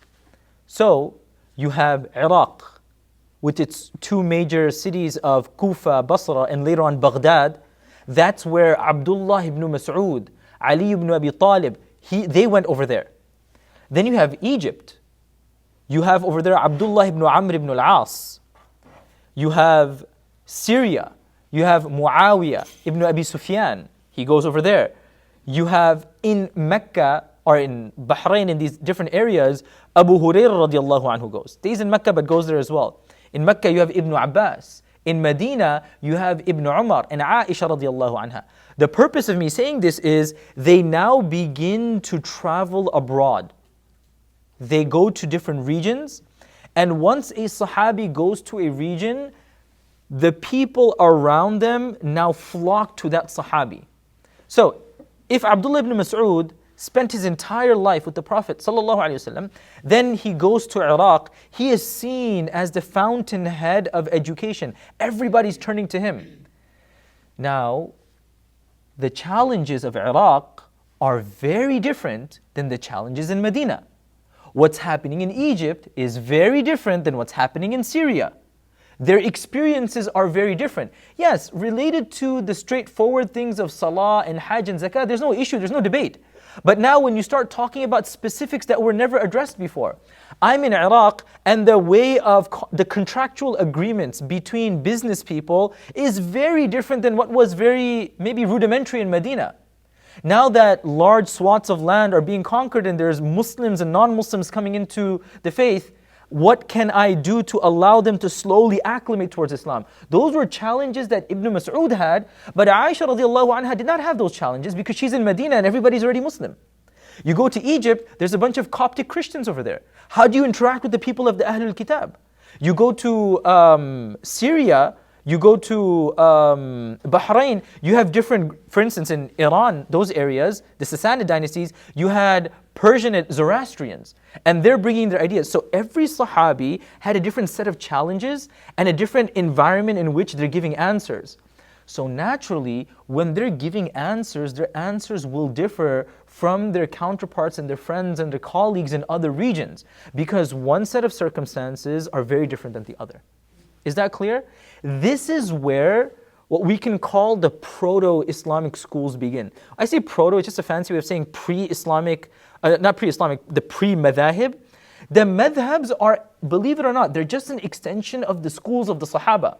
When you think about the Hanbali school, is just an extension of some of the Sahaba in Mecca. When you think about the Maliki school, it's an extension of the Sahaba of Medina. When you think about the Hanafi school, it's an extension of Abdullah ibn Mas'ud, Ali ibn Abi Talib in Iraq. So at this time, so you can say the seeds were planted for a slightly different approach among the different Sahaba. It becomes more regional. And like I said, this is a natural byproduct of any burgeoning, any flourishing society, that you're going to have different sets of issues. Now, if we're talking about the usul, there were no differences. When you get into specifics, that's where the differences come. The companions, they had very specific dedicated students, and these students would learn from these companions. And when the companions of these regions passed away, those students then became the leaders of those areas. So when somebody like Ibn Abbas radiallahu anhu passed away, his student, somebody like Mujahid or Qatada or people of that stature, they ended up taking the mantle of responsibility. When Ibn Mas'ud passes away, his student Ibrahim al-Nakha'i now becomes more of the source of education in that area. Is that clear? Are you guys understanding? No. Okay. Okay. All right.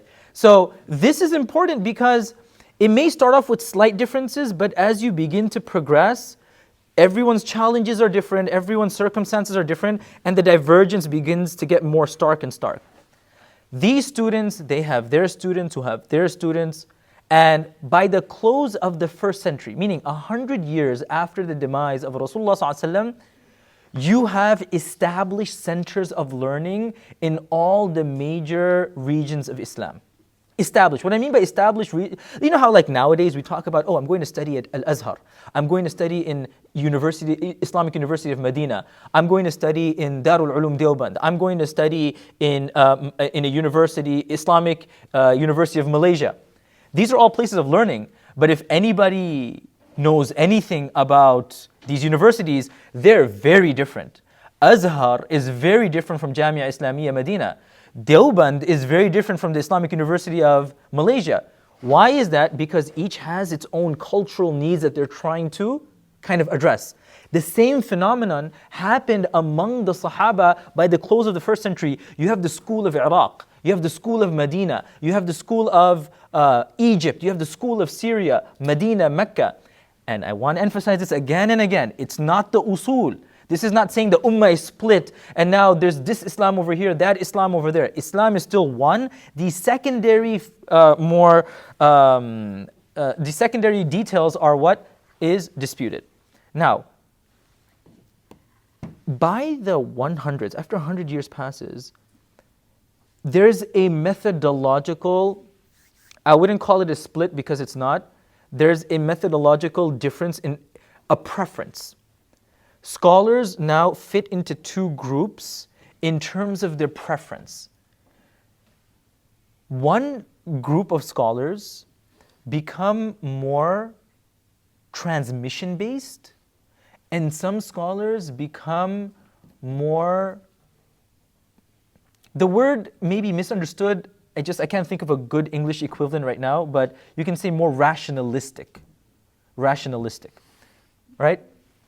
So scholars, so it's been 100 years, you have these different schools, and now people offer two different methodologies.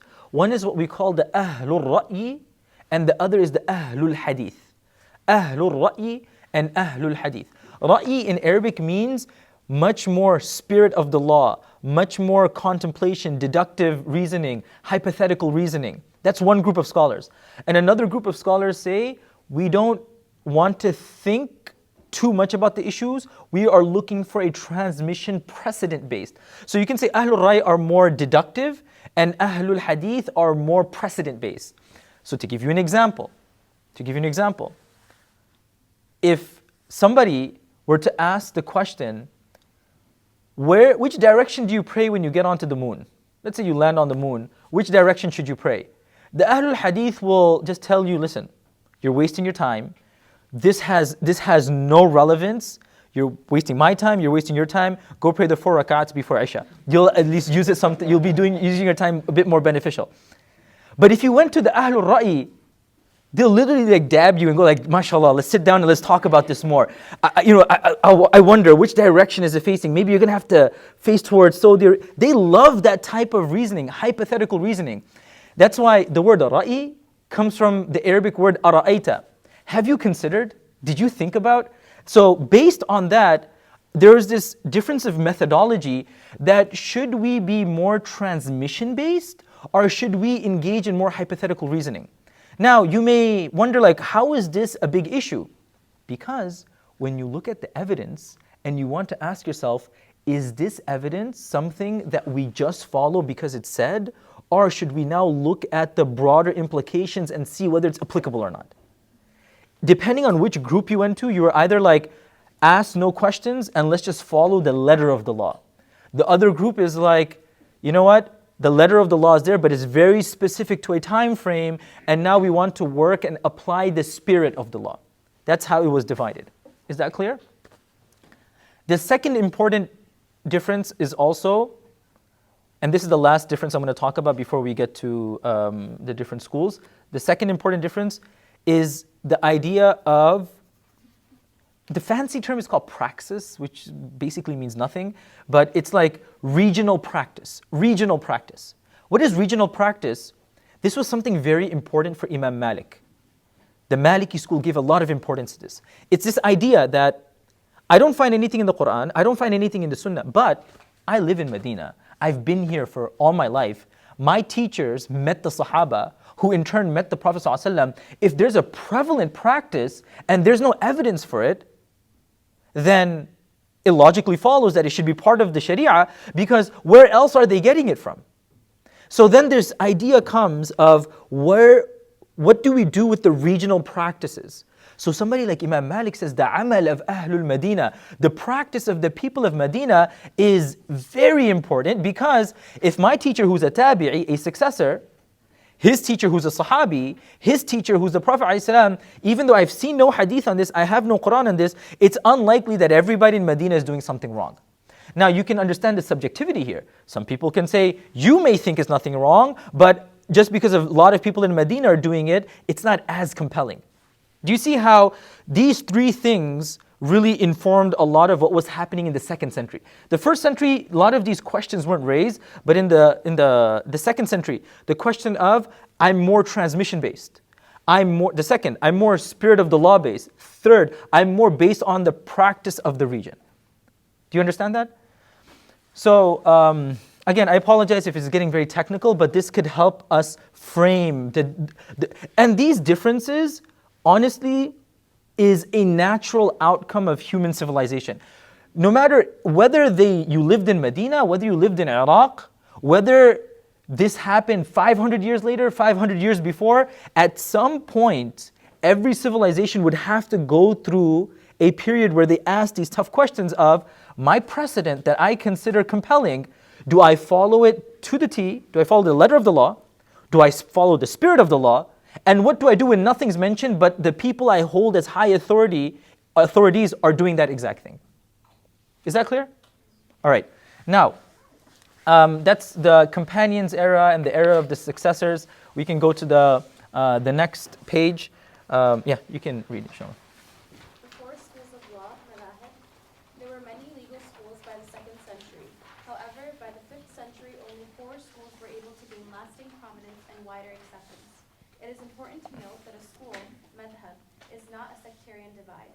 Rather, it is a methodological difference in interpreting Quran and Sunnah. Yeah. So it's been 100 years since the Prophet ﷺ passed away. You have these different clusters of Sahaba who are in different regions. These clusters then teach their students, who teach their students, and an entire school forms in these different areas. Like I said, think about Azhar and University of Islamic University of Medina and Deoband and these different places, very similar. Then these, yes? Sorry, just can you clarify when the 5th century is? Oh, If you can. okay, sure. Okay, so if we're looking at the Islamic Hijri calendar, we're looking around the 600s is the time of Nabi sallallahu alaihi wasallam. The 1st century comes to a close, just for purpose of ease and convenience, between the 7 to the 800. So the 8th century Common Era is the ending of the 1st century of the Hijri calendar. So we're talking about 1300 years ago. That's the 2nd century. 100 years after the Prophet ﷺ passed away. Does that help? Was that the question?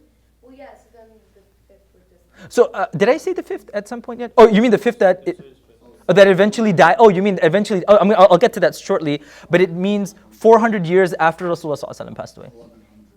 Yeah, 1100-ish. Yeah. Did they have the date for the Prophet's death? Yeah. What is it? 632? This is for your reference. The Prophet passed away 632. So you just add whatever number on top of it.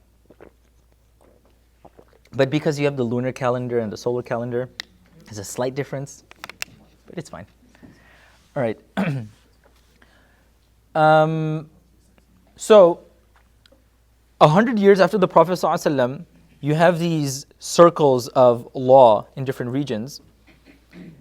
As they become more unified, as they become more defined, shall we say, they form into a madhab, into a school. This idea of a madhab doesn't necessarily have to be like, okay, there's a particular uniform, you need an ID card to get inside, they have a special handshake, and you have a special, like, that's not what a madhab is. It just so happened that a group of people agree on certain opinions that differs from people in other regions. And there was no like bar of entry, it's just you happen to agree with those opinions. By the 2nd century, again I keep using this term, about 150 years after the Prophet ﷺ passed away, depending on how many Sahaba there were that many madhahib. Because even in Iraq for instance, there were multiple Sahaba with different understandings. And each had their own students, and each group of students had their students, and a small school would form. But eventually, just for the purpose of functionality, you can't have multiple competing schools. At some point, some schools become more prominent than others. That's very common. Even today, like when we talk about universities, there are at least tens of thousands of places where you can study Islamic studies. But why do we only think about University of Islam of Medina or like Azhar or Darul Deoband? Because these are the more famous ones that earned their respect and recognition. Is that clear? So the same thing happened, and there were about 4 schools that eventually survived until the present day. There was like a 5th or 6th school that survived for a few centuries, but for multiple reasons, these schools didn't survive. Now, why does one school survive and another school not survive? There are a few factors at play. One could be politics, purely politics. Let's say, for instance, where is the Khilafah located? Is the Khilafah located in, let's say, in Kufa? Let's say the Khilafah is located in Kufa, then that would mean, you guys heard of the Abbasids, right? The Abbasids, there was an entire empire of Muslims known as the Abbasids. They operated from Baghdad, which was in Iraq. Now, in Iraq, it just so happened that the legal school over there was the school of Abdullah ibn Mas'ud, as reflected in the teachings of Imam Abu Hanifa. Now, politically speaking, if that's the reigning political party right now, it means that the Hanafi school is going to last much longer because they have political support as well. The judges who are going to be appointed in the different regions, in the different villages, the people who are going to get jobs as secretaries, those who are going to be the tax collectors, and all of that stuff, they're going to be from the Hanafi school. That's just one example.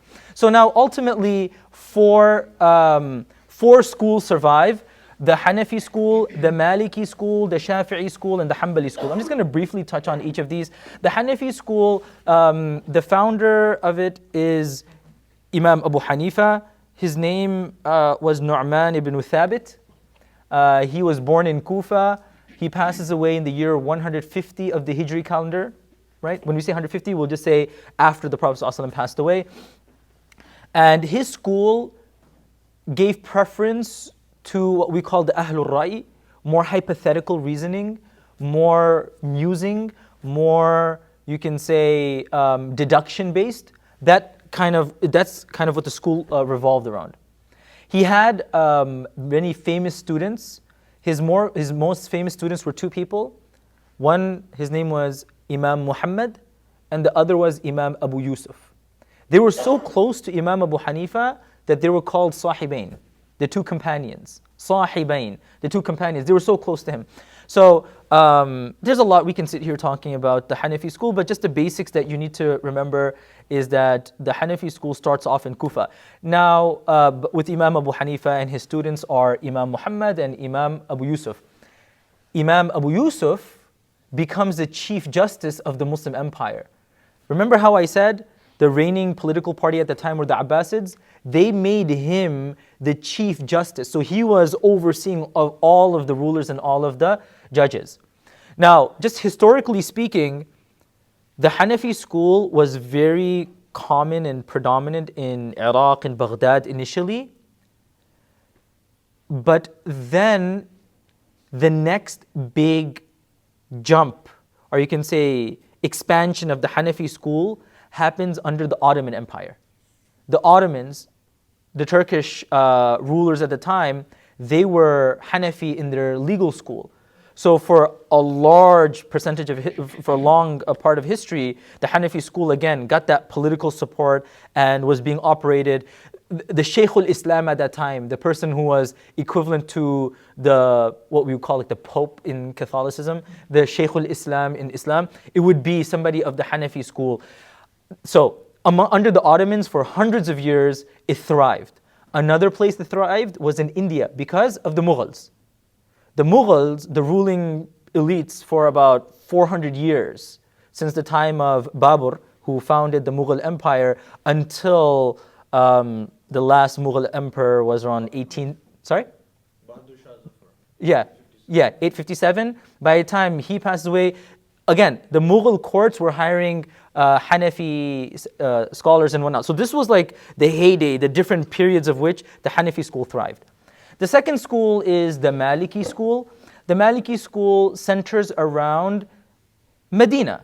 In Medina, which is known as Darul Hijrah, and the teachings of people like Aisha radiallahu anha, the teachings of Abdullah ibn Umar, and those Sahabah, the teachings of Umar ibn al-Khattab, and reflected into the life of the famous scholar Imam Malik ibn Anas. Imam Malik ibn Anas, he's younger than Imam Abu Hanifa. He passes away about 30 years after Imam Abu Hanifa, but he's an expert hadith scholar. For him, the preference was regional practice. He felt as though if we're in Medina and we're surrounded by the Sahabah, then obviously what they're doing is part of Islam, even if we don't have direct evidence for it. The Maliki school initially thrives in Medina, but then it becomes the dominant school in North Africa and the West, the Muslim West, Spain. So it's really interesting because Imam Malik wrote the first important book of hadith known as the Muwatta. When he wrote the Muwatta, every center of learning was buzzing with what the Muwatta is and I'm going to travel. So people would come all the way from Spain and travel and study with Imam Malik and take his teachings back. So Spain becomes the next hub of the Maliki understanding, and then North Africa and Spain.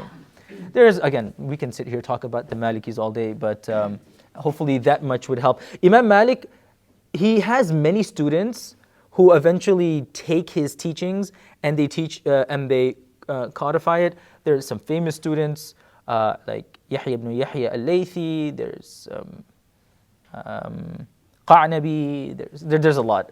So anyway, that's the Maliki school. The third school is the Shafi'i school. Imam Muhammad ibn Idris al-Shafi'i. Imam Muhammad ibn Idris al-Shafi'i. He's born the same year that Imam Abu Hanifa passes away.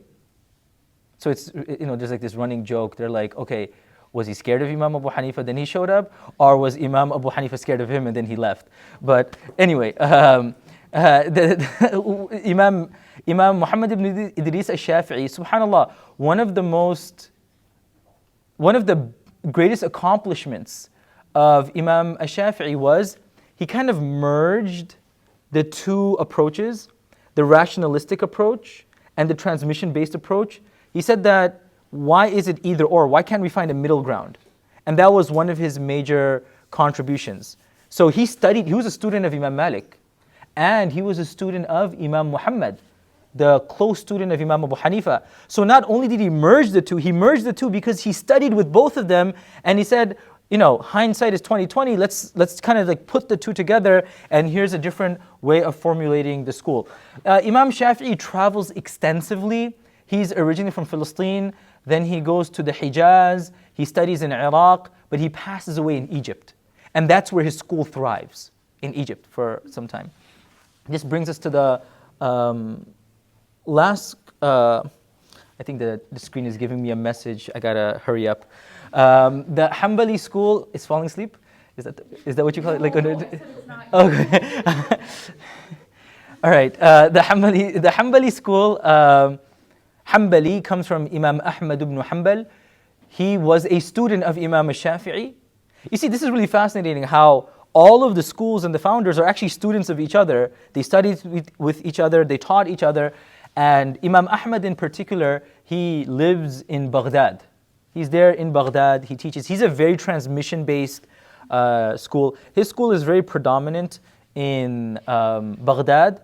Then later on, it becomes predominant, at least in the modern day, in Saudi and these other regions. There's not enough time to get through all of this, but a few quick points I want to talk about. The standardization of Islamic law. You can read. Since Islamic law, by its nature, provides for multiple interpretations, standardizing one interpretation can be a difficult task. An early advocate for this was Ibn al-Muqaffa.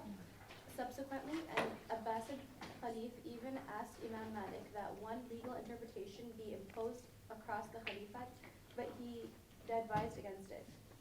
In more recent times, there were two attempts. The first attempt was Fatwa al-Maghriya by the Mughal Empire, Aurangzeb al-Maghr in the 17th century, but this was not a legal code in the modern sense because it was not binding upon the subjects.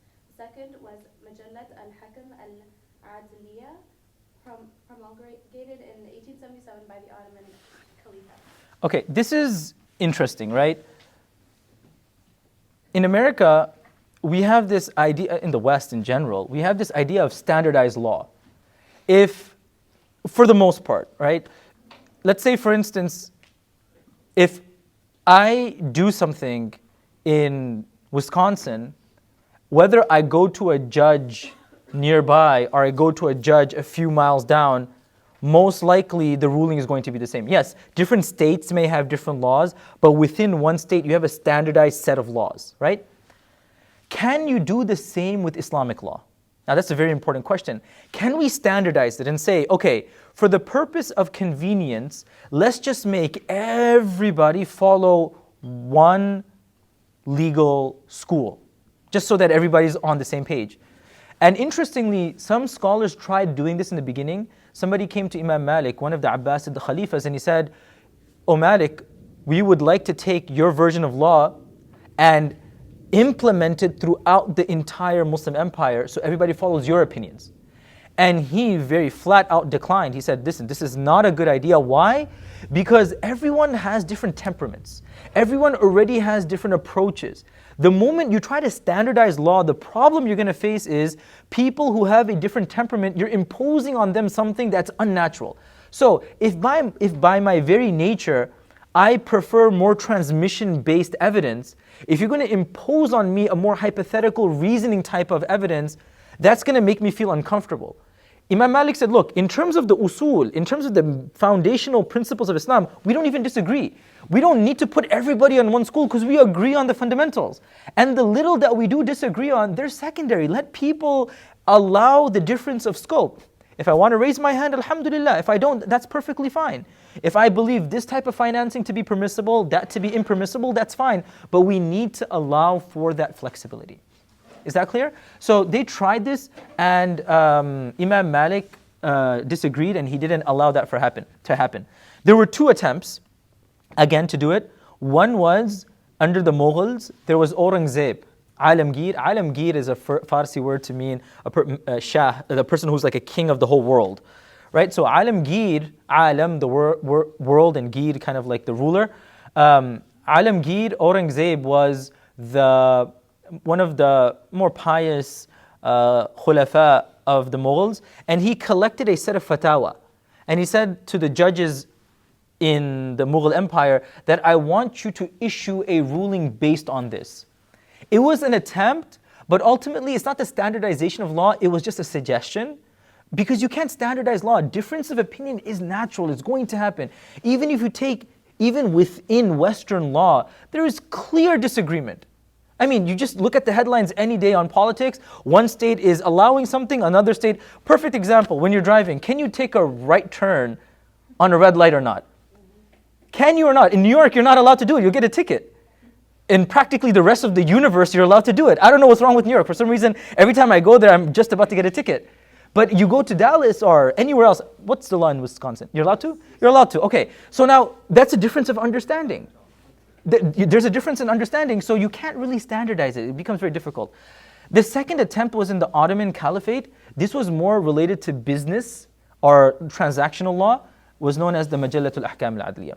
Anyway, that's the standardization of Islamic law. We have 2 pages left, is it? Sir, I got a quick question. Yeah.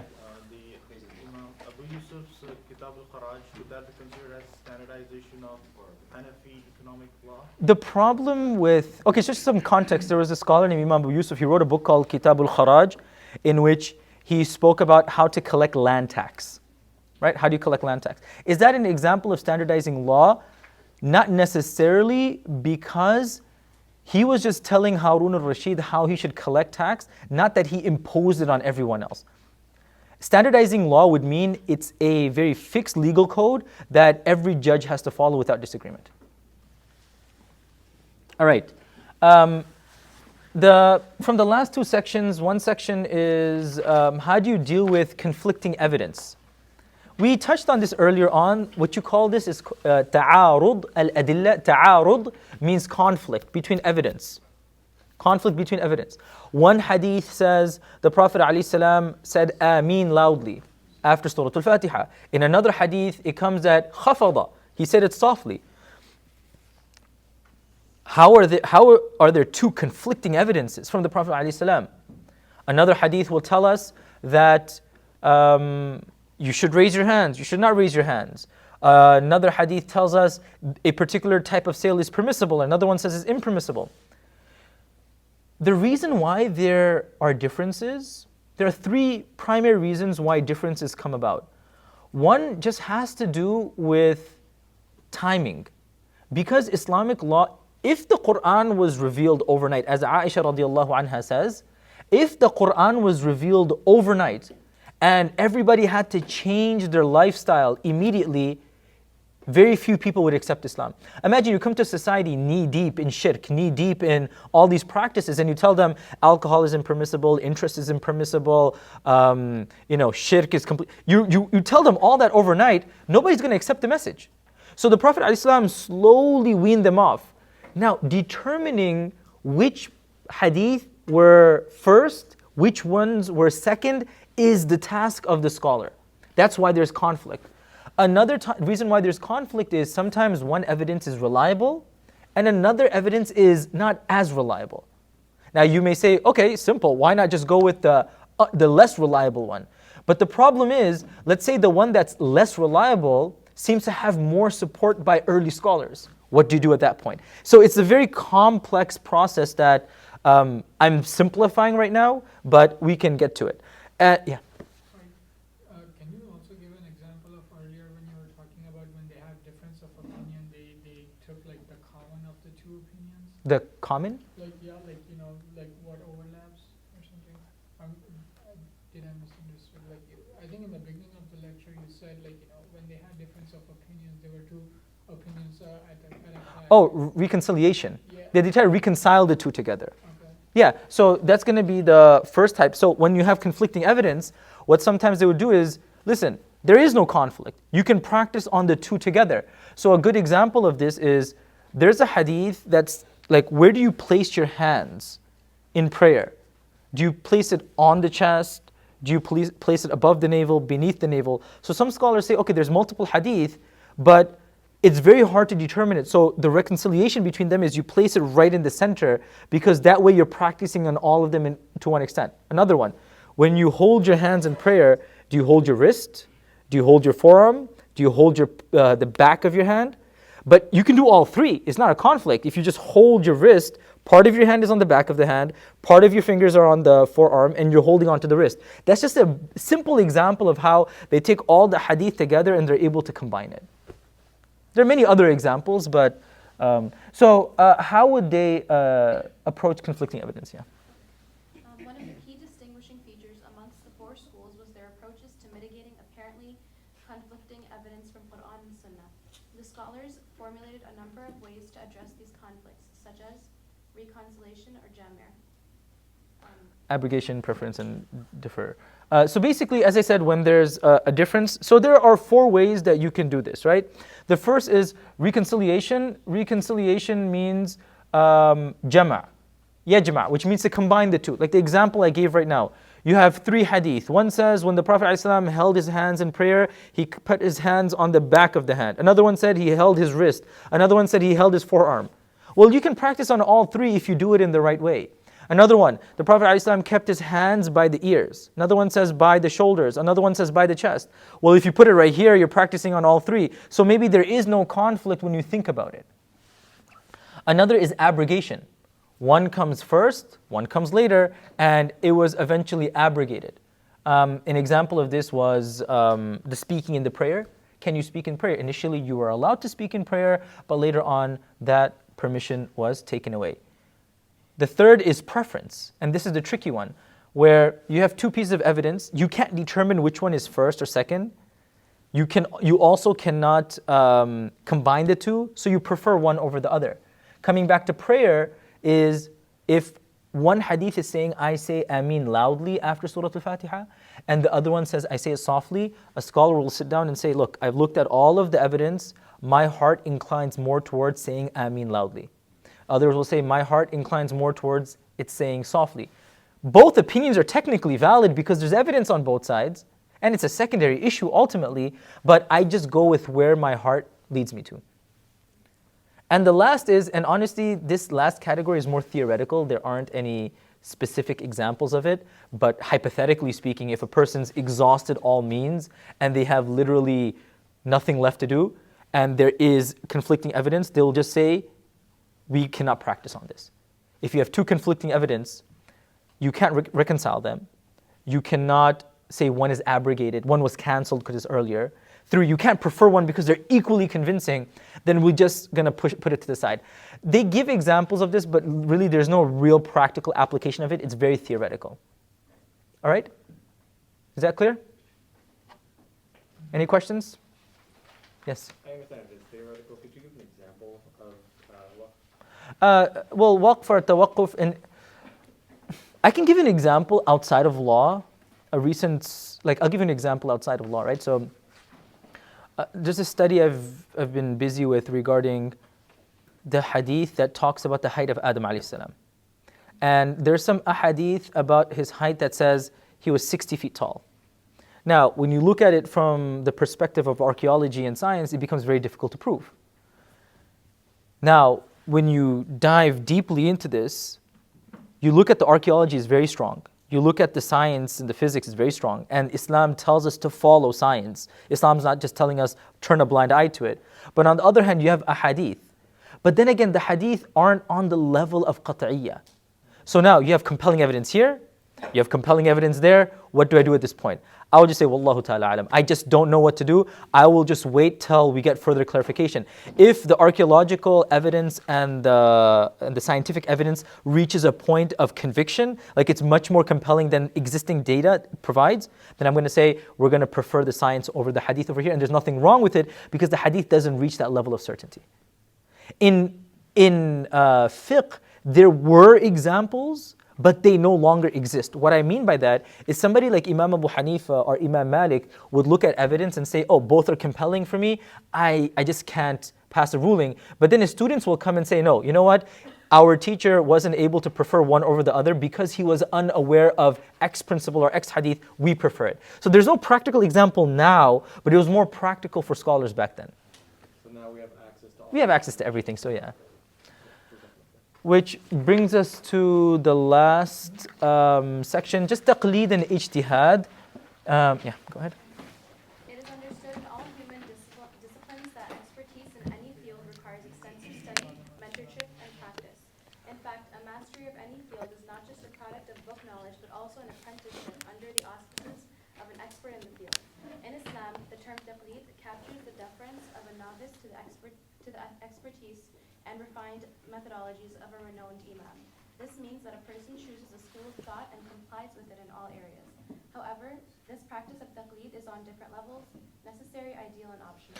So we mentioned earlier on that ijtihad, the high level process of deducing law, is not a simple task. Like this whole past 2.5 hours we've been talking, we haven't even scratched the surface. But think about how many considerations you have, right?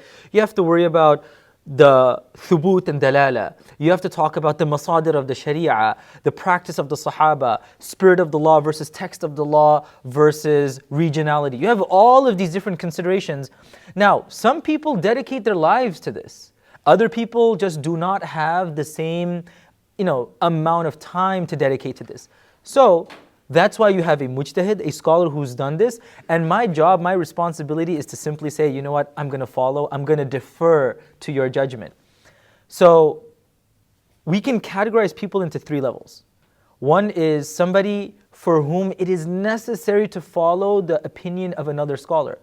If I have zero knowledge of what the Quran and the Hadith says, then how can I claim to deduce law, fiqh on my own? I can't even read it in its primary text. I still remember at some point when I was studying, I had come home to New York. I was studying in South Africa. I had come home to New York.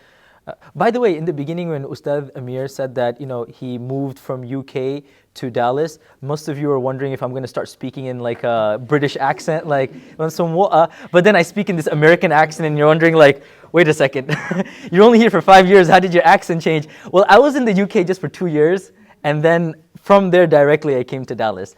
But at any rate, so I come home from South Africa once and in the masjid and there's a local brother, he was like an uncle, and he sees me praying and he takes me to the side and he's like, listen, I know you're studying, but I need to give you some advice. And I said, yeah, please, go ahead. He's like, for the last 2 weeks, I've been reading this translation of Sahih al-Bukhari, and I've realized everybody's prayer in this masjid is wrong.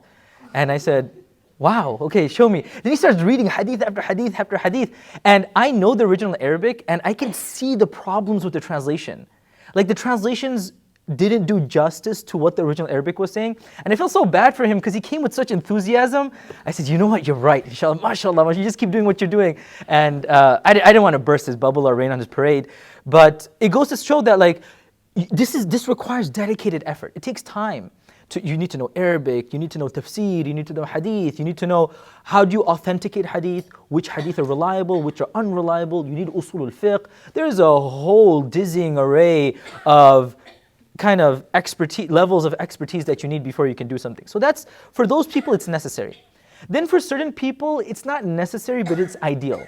Somebody who's a scholar, who knows Arabic, who knows fiqh, who knows hadith, who knows all of these things, but he's not dedicated to Islamic law. I could spend 5 years and know the basics, but I'm still not an expert. Like I told you, like if you think about whether it's medicine or law, you have varying capacities. Not every physician is on the same level as someone else. Not every lawyer is on the same level as another lawyer. So a person can be a religious Muslim scholar, but he doesn't have that qualification. Yes, in certain places he can, but it's ideal for him to still defer to the opinion of someone else.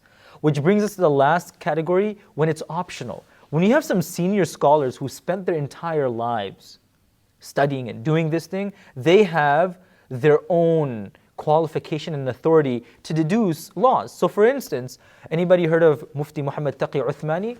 Mufti Taqi Uthmani is a famous scholar. He is among the few who are very qualified to do ijtihad. Another one, you guys heard of Sheikh Yusuf al-Qaradawi? Sheikh Yusuf al-Qaradawi is another example of somebody who studied extensively and he was able to do ijtihad because that was what he dedicated his life to. So for these people, it is optional. Allahu ta'ala alam. I'm surprised we actually made it. What time is it? 8:37? 3 minutes before time? All right. I know I kind of sped through the last few pages, but alhamdulillah, hopefully it wasn't too much and you got a basic overview. So just to summarize what we've covered now, I understand we're supposed to be talking about the Fiqh of Ramadan, and we're still talking about the fiqh, and we didn't get to of Ramadan yet. I promise you, inshallah, we will get to that. We'll touch upon it for a few minutes before today's session ends, but tomorrow that will be the main focus. But I feel studying fiqh without the introduction that we just covered right now, oftentimes it becomes so difficult to make sense of the opinions. Why do scholars differ? What are these madhahib? What is taqleed? What is sharia? What do you do with conflicting evidence? Think about it. It took no longer than 2.5 hours, but if you understand these past few pages properly, you have a very good grasp of not only Islamic law, but in reality, law in general. Just all legal systems go through a similar process, and Islamic law is no different. So hopefully that could shed some light on the chapter on fiqh that we're going to cover. Alhamdulillah, wassalatu wassalamu ala sayyidil anbiya wal mursaleen.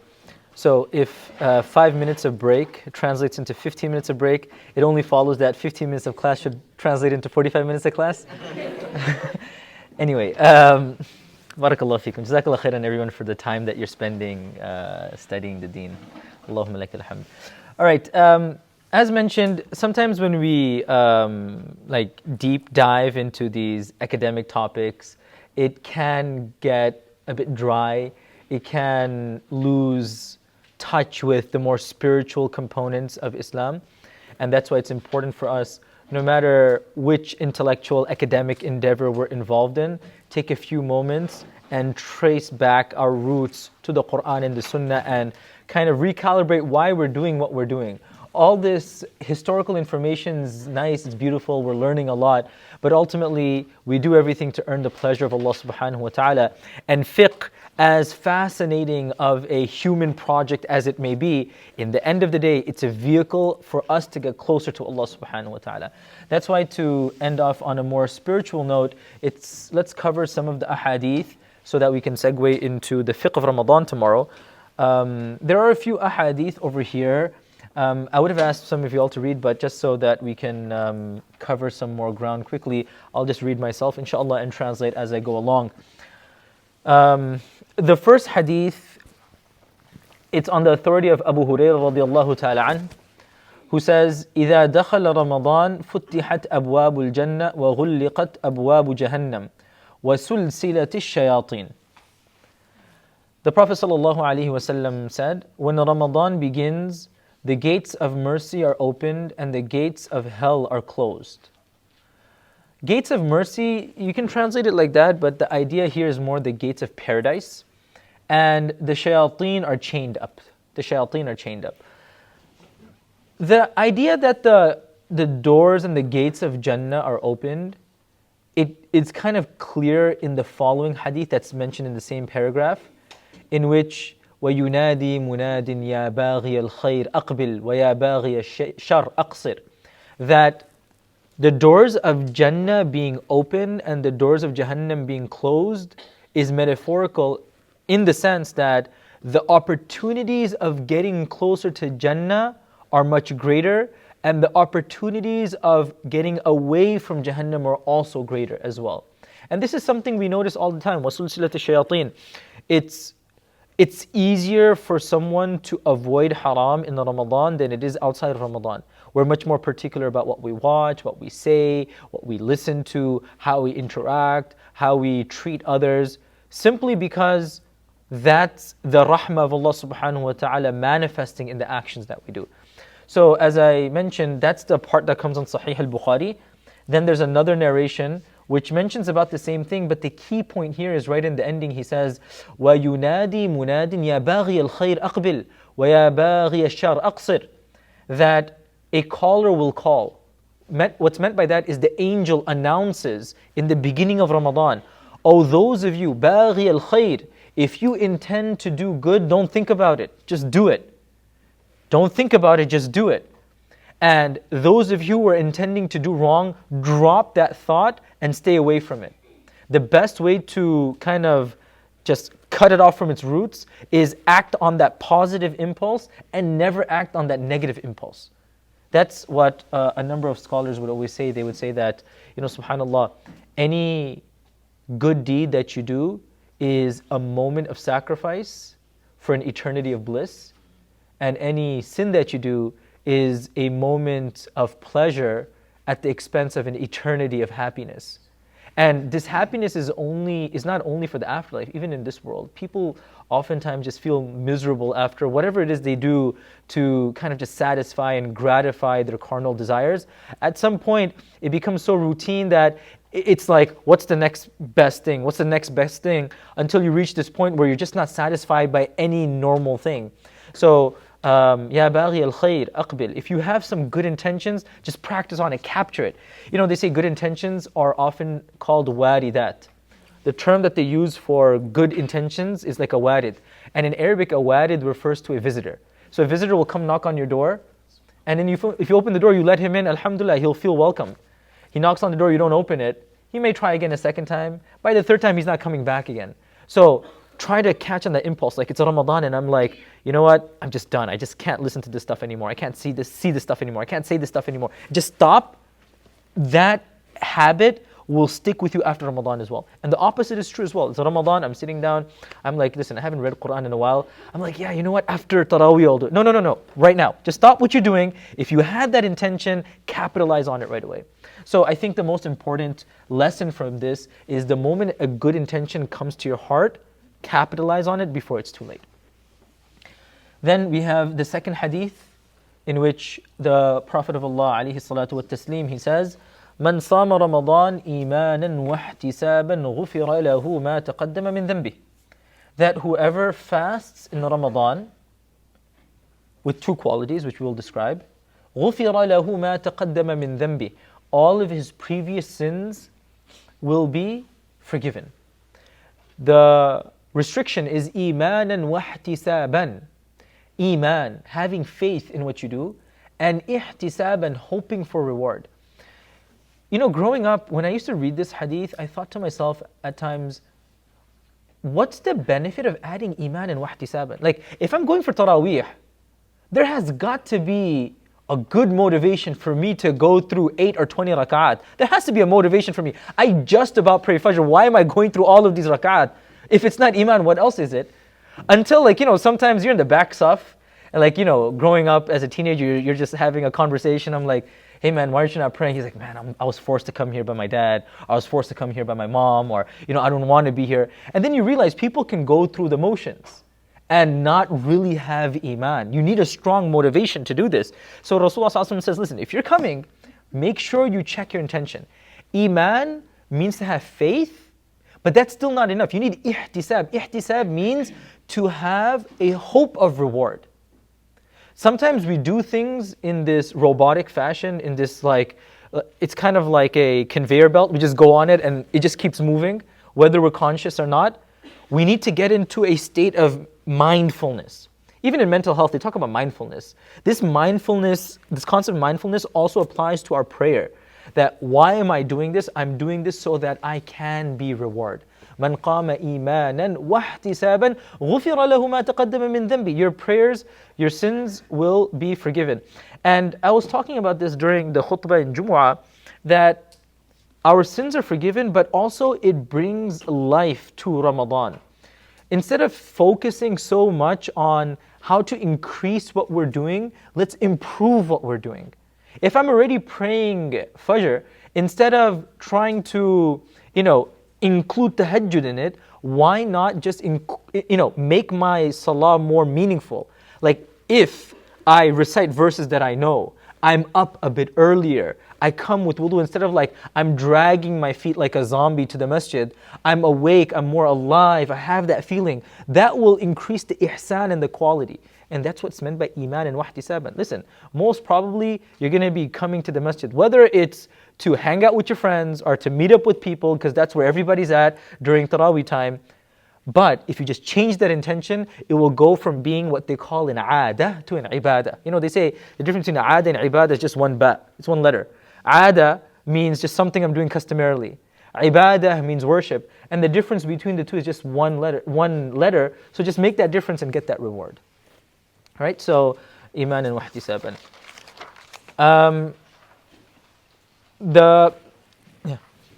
Question for the benefit of the audience and something that kind of comes up. I had a convert ask me that when they accepted Islam and the idea of getting rewarded, they felt that it was a bit transactional. That you're doing things for God, but you're getting good deeds. I don't know, for whatever reason, it reminds them of getting a paycheck. And this is, I guess, it felt corporate or capitalistic. I don't know exactly what. I agree with that. When we always focus on reward, isn't that transactional? And the answer is absolutely. هَلْ أَدُلُّكُمْ عَلَى تِجَارَةٍ لَن تَبُورٍ. Allah subhanahu wa ta'ala says, shall I not direct you to a transaction that is beneficial? But this is a very different type of transaction. The word transaction, what comes to our mind? We think about a business transaction. There are different types of agreements. A transaction is more like an agreement, a pact. We ultimately do things so that we can be rewarded. Now, the motivation behind that is not worldly. It's ukhrawi, it's divine, it's spiritual. That's the key component. Nobody can do something without motivation. There's no such thing as somebody doing something without motivation. They're either motivated for self-gratification, they're either motivated to do even from a secular perspective. People who are philanthropists, why do they give so much money? You can't say there's this pristine, clean intention. For some of them, it's self-gratifying. For some of them, it's a tax break. It could be anything. Very few. This idea of doing something with absolutely no strings attached is not true. There are strings attached, but the question is, where do those strings connect to? And for us, there's no worldly motivation. It's a motivation from Allah subhanahu wa ta'ala, which is intrinsically good because that earns the pleasure of my Creator. Just to kind of continue on that, I probably Sure. Far in time.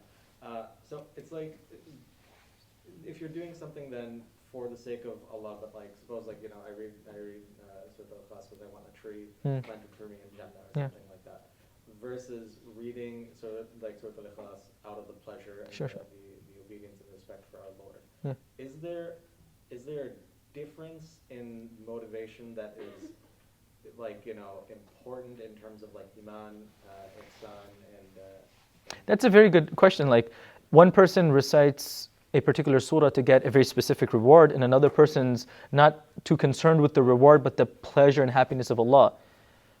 Definitely there's a difference. But as the ulama explained, there are ranks. You need to build your way up to that. It's same in any relationship.